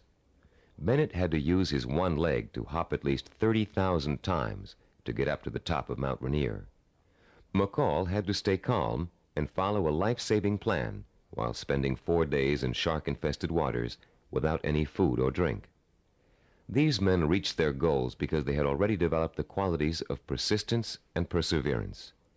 Now you are going to learn how to develop these qualities too. There are 5 crucial steps involved in learning how to develop into the kind of self-disciplined achiever who never quits and never loses sight of his or her goal. Listen carefully while I outline each one. The first step is to rekindle and refuel your vision and purpose every single day. Remind yourself daily of the rewards and benefits that await you when you successfully realize your goal. The emotion you draw from these constant reminders of why you're working so hard and giving up so many things will sustain your powers of persistence and perseverance. The second step is to firmly anchor the following attitude deep within your heart and mind. I can achieve anything I set my mind to. Nothing is impossible for me to achieve if I want it badly enough and am willing to pay the price for it. No matter how much hard work it takes, no matter how long it takes, no matter how difficult it is, I can and will achieve my goal. I will never forget that a journey of 1,000 miles begins with a single step. Step 3. Realize that obstacles are going to arise and setbacks are going to occur. Keep in mind that these difficulties are really opportunities to learn. Every obstacle that you overcome, every setback you bounce back from, strengthens your character and makes you smarter and stronger. Whatever you do, don't try to hide from or ignore problems. They never go away by themselves. Meeting challenges squarely and solving problems creatively is at the heart of self-discipline and at the heart of achievement. As Benjamin Franklin said, those things that hurt instruct. When your progress seems blocked, it means that it's time to increase your knowledge and look for creative solutions. This is the 4th step in developing persistence and perseverance. You may be doing the wrong things for the right reasons, and now is the time to find out. Start experimenting with taking different paths to your destination. But whatever you do, don't quit. Most people quit when things don't work out as they planned, or when they realize how much hard work they're going to have to do. Remember, a failure is someone who has not learned from his mistakes. Step 5. Turn your work into fun. Make what you have to do into something you want to do. Working towards a lifelong goal shouldn't feel like a sacrifice, because that goal is what you want more than anything in the world. If you follow these 5 steps faithfully, your long road to success will turn into an exciting journey of knowledge, discovery, challenge, and reward. And for as long as you feel you're making progress, even hard work and minor interferences won't shake you from your purpose. The real problem arises when a major setback occurs, especially if it's unforeseen. A seemingly insurmountable obstacle is often enough to make even the most determined achiever decide that the fight simply isn't worth it. Setbacks make people give up just at the point when they should not. How can you deal successfully with setbacks? How can you learn not to feel like a failure when it suddenly seems that all of your hard work may have been for nothing? There are 5 ways you can turn every setback you encounter into a learning experience, one that will leave you stronger and wiser and more determined than ever to keep working toward your goal. Listen carefully while I outline each one in turn. First, never try to ignore a problem or handicap. Deal with your problems directly. Don't avoid them or try to hide from them. If you want to start a business but can't find people to back you up financially, that doesn't give you the right to plunge into your project with no capital and a lot of ideas for spending money. If you want to become a doctor but don't have the grades to get into medical school, it won't help you to start applying to schools you know you can't get into. When you have a problem, study it from all angles and try to determine the best way to proceed. Which brings us to our second point. Don't blame other people for your setbacks, and don't chalk it up to bad luck. You make your own luck in this life, and you have to solve your own problems. Learn to tackle them head on, being as realistic as possible and as level-headed as possible. Mentors can often provide a great deal of help in a bad situation. Try acting as if you are your own mentor. What would he or she do in your situation? Or what has he or she already done to overcome an obstacle similar to yours? Third, continually strive to strengthen your qualities of self-discipline. Setbacks often occur because of weaknesses in certain areas. Try to turn those weaknesses into strengths. Be your own severest critic, but not your own worst enemy. Don't tell yourself, I failed. Tell yourself, I slipped, but I'm going to pick myself up and go on. Fourth, in almost every setback, there's a seed of opportunity, a silver lining, if you will. Find it and use it. You may find yourself taking a slightly different path to achieving your goal than you first imagined, but you'll get there just the same. Take the new path and see where it leads you. Following this philosophy helps take the emotional sting out of setbacks and is a good antidote for discouragement, and it's a healthier way to react to a bad situation than deciding to give up. Fifth, always remember that no matter how difficult a problem is, or how insurmountable it seems, there's always a solution. A problem is only really a problem if you think you can't solve it. If you take the attitude that every problem has a solution, and you approach your problem with an open and creative mind, you'll find that solution. A young woman we know named Carol Napier was faced with and managed to overcome the kind of setbacks that might make anybody want to give up. Her story is so inspiring that we'd like to end this session with her example of what it's like to be a self-disciplined achiever who never quits no matter what. At 26, Carol had a degree in marketing and a good job as a marketing assistant, with an eye to moving up in the company she worked for as soon as there was an opening for a higher position. Carol had diabetes, diagnosed when she was 12, but had always been able to keep it under control with insulin shots, and had always lived a perfectly normal, relatively healthy life. In the spring of Carol's 26th year, she began having trouble with her eyes. Doctors told her that her diabetes was causing her to slowly lose her eyesight. At first, Carol refused to believe it, but when she began having trouble driving, she realized the doctors were right, and she would have to re-evaluate her job and her purpose in life to deal with the problem of approaching blindness. But before Carol could come up with a solution to that problem, her kidneys also began to fail. Ultimately, she needed a kidney transplant, which was done successfully when she turned 27. Everything seemed to be going fine when a sudden episode of insulin shock left Carol paralyzed from the waist down. Carol recalls wanting to quit then and there. At that point, I just wanted to go to sleep and never wake up. The depression got so bad that I realized I couldn't go on this way. I only had one choice, and that was to get myself out of this. Slowly, Carol regained her strength, learning to walk again with the aid of physical therapy. She rewarded herself for her progress by making a trip across the country alone to visit her parents for Thanksgiving. A trip friends tried to dissuade her from taking, but which proved to Carol that she could still make it on her own. Today, Carol is attending college, studying for a master's degree in rehabilitative education. She has decided to spend the rest of her life helping people face and overcome problems like hers. She is completely blind and still walks with a cane, but that has not stopped her from pursuing a goal many healthy people would find difficult to achieve. The key to reaching any goal is to develop the strength of character that makes you refuse to give up, no matter how bad things look. The most amazing thing about persistence and perseverance is that they make it almost impossible for you not to succeed in your endeavors. In this session, you've learned the importance of not being a quitter, of learning from your mistakes, and of keeping an open mind when it comes to finding creative solutions to problems you may think are unsolvable. We're now coming to the end of the Neuropsychology of Self-Discipline, and now is a good time to reflect on what you've learned and how far you've come. It's also a good time to start thinking about how you're going to maintain and develop your self-disciplined character for the rest of your life, because the process of becoming an achiever never really ends. In the years to come, you'll find yourself learning from trial and error, from accomplishments, from setbacks, from disappointments, from rewards, from the feeling of satisfaction you get when a job has been well done. The more you achieve, the more you'll learn one of the greatest secrets of achievement. Success breeds success. Every small step you take on the road to your goal will make it easier to take the next step. And once you've achieved your goal, you'll probably find that there's another goal you want to achieve.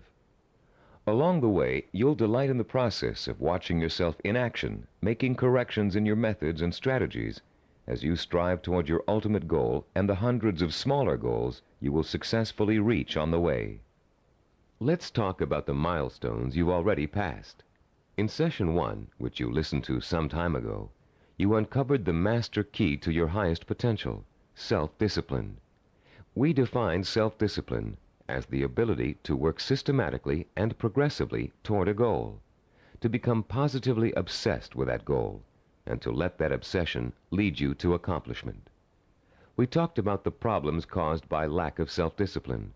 We learned about the waste of potential, the drifting from job to job, from relationship to relationship, of the person who has no real sense of purpose and an undisciplined approach to life in general. We also talked about the problems of wanting immediate gratification and how that always leads to failure because it means refusing to pay for success with hard work. There is no other way to be successful except through hard work. The words pay for shouldn't bother you.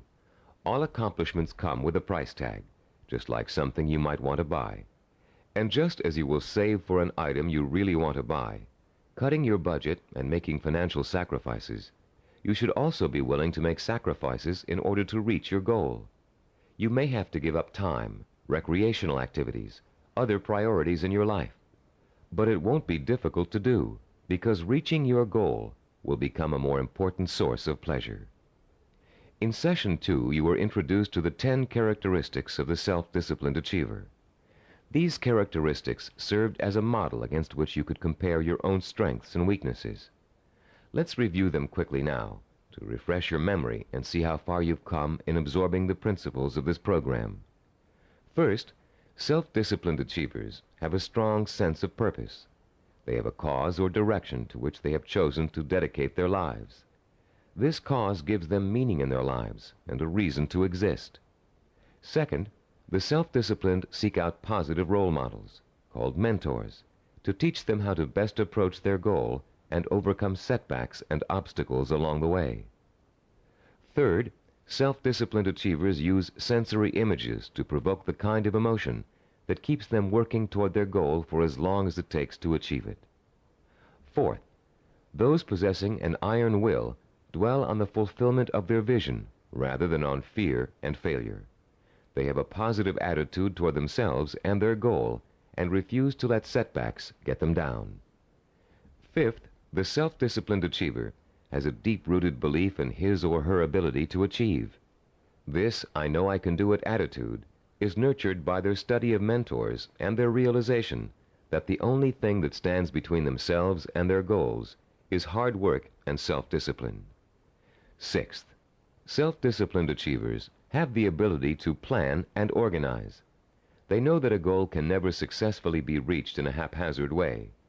They understand that they must map out a blueprint for success if they are ever to realize their highest ambitions.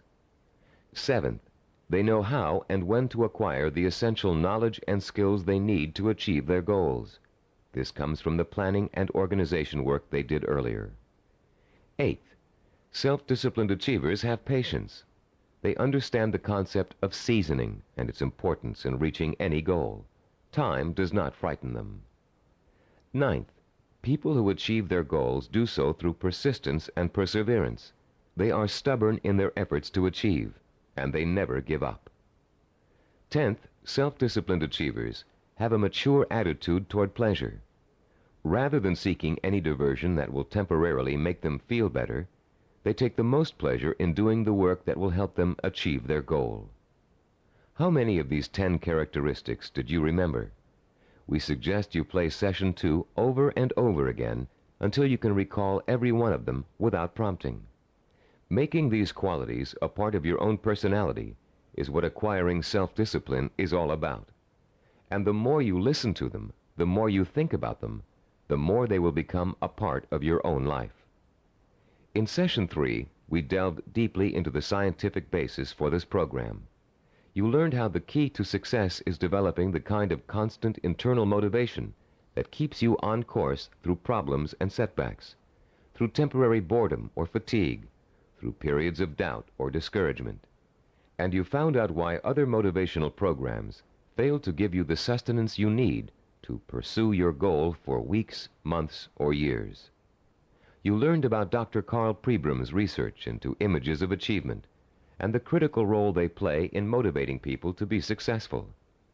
Dr. Pribram's discovery of the power of sensory-rich images to provoke the drive of motivation made the creation of this unique program possible. In Session 4, we discussed the power of purpose. Here you learn to focus your energy like a laser beam on what you want to accomplish. You learned how your macro or major purpose really could be broken down into a series of micro or minor achievements. You heard examples of how well-known achievers tackled major goals by turning them into step-by-step plans for success that they could deal with one at a time. In the same session, you participated in a fascinating exercise that let you pinpoint, perhaps for the first time, what your most important goal in life really is. You then used that goal to create a statement of purpose that would stand as a beacon in your quest for achievement. In Session 5, we talked about mentors and role models. You learned about the process of modeling, the basis for human learning. We talked about how models are both a blueprint and an inspiration for our own activity and our own growth. You learned how models help shorten the trial and error process we must all go through before chalking up an accomplishment. You also learned how to choose a role model and how to turn that model into an inspirational but not awe-inspiring figure.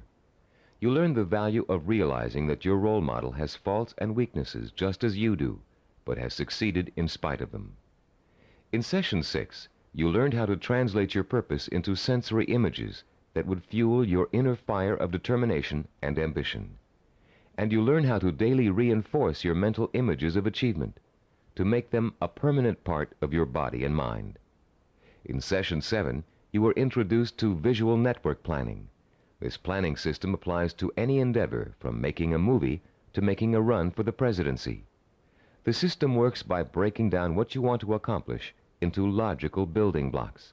It helps you keep track of your achievements over a long period of time, and is a reward in itself for work well done. In the same session, you learned to become a storyteller. The story was that of your own success. You used your rich powers of imagination and your best verbal skills to detail the steps you took to accomplish your most important goals.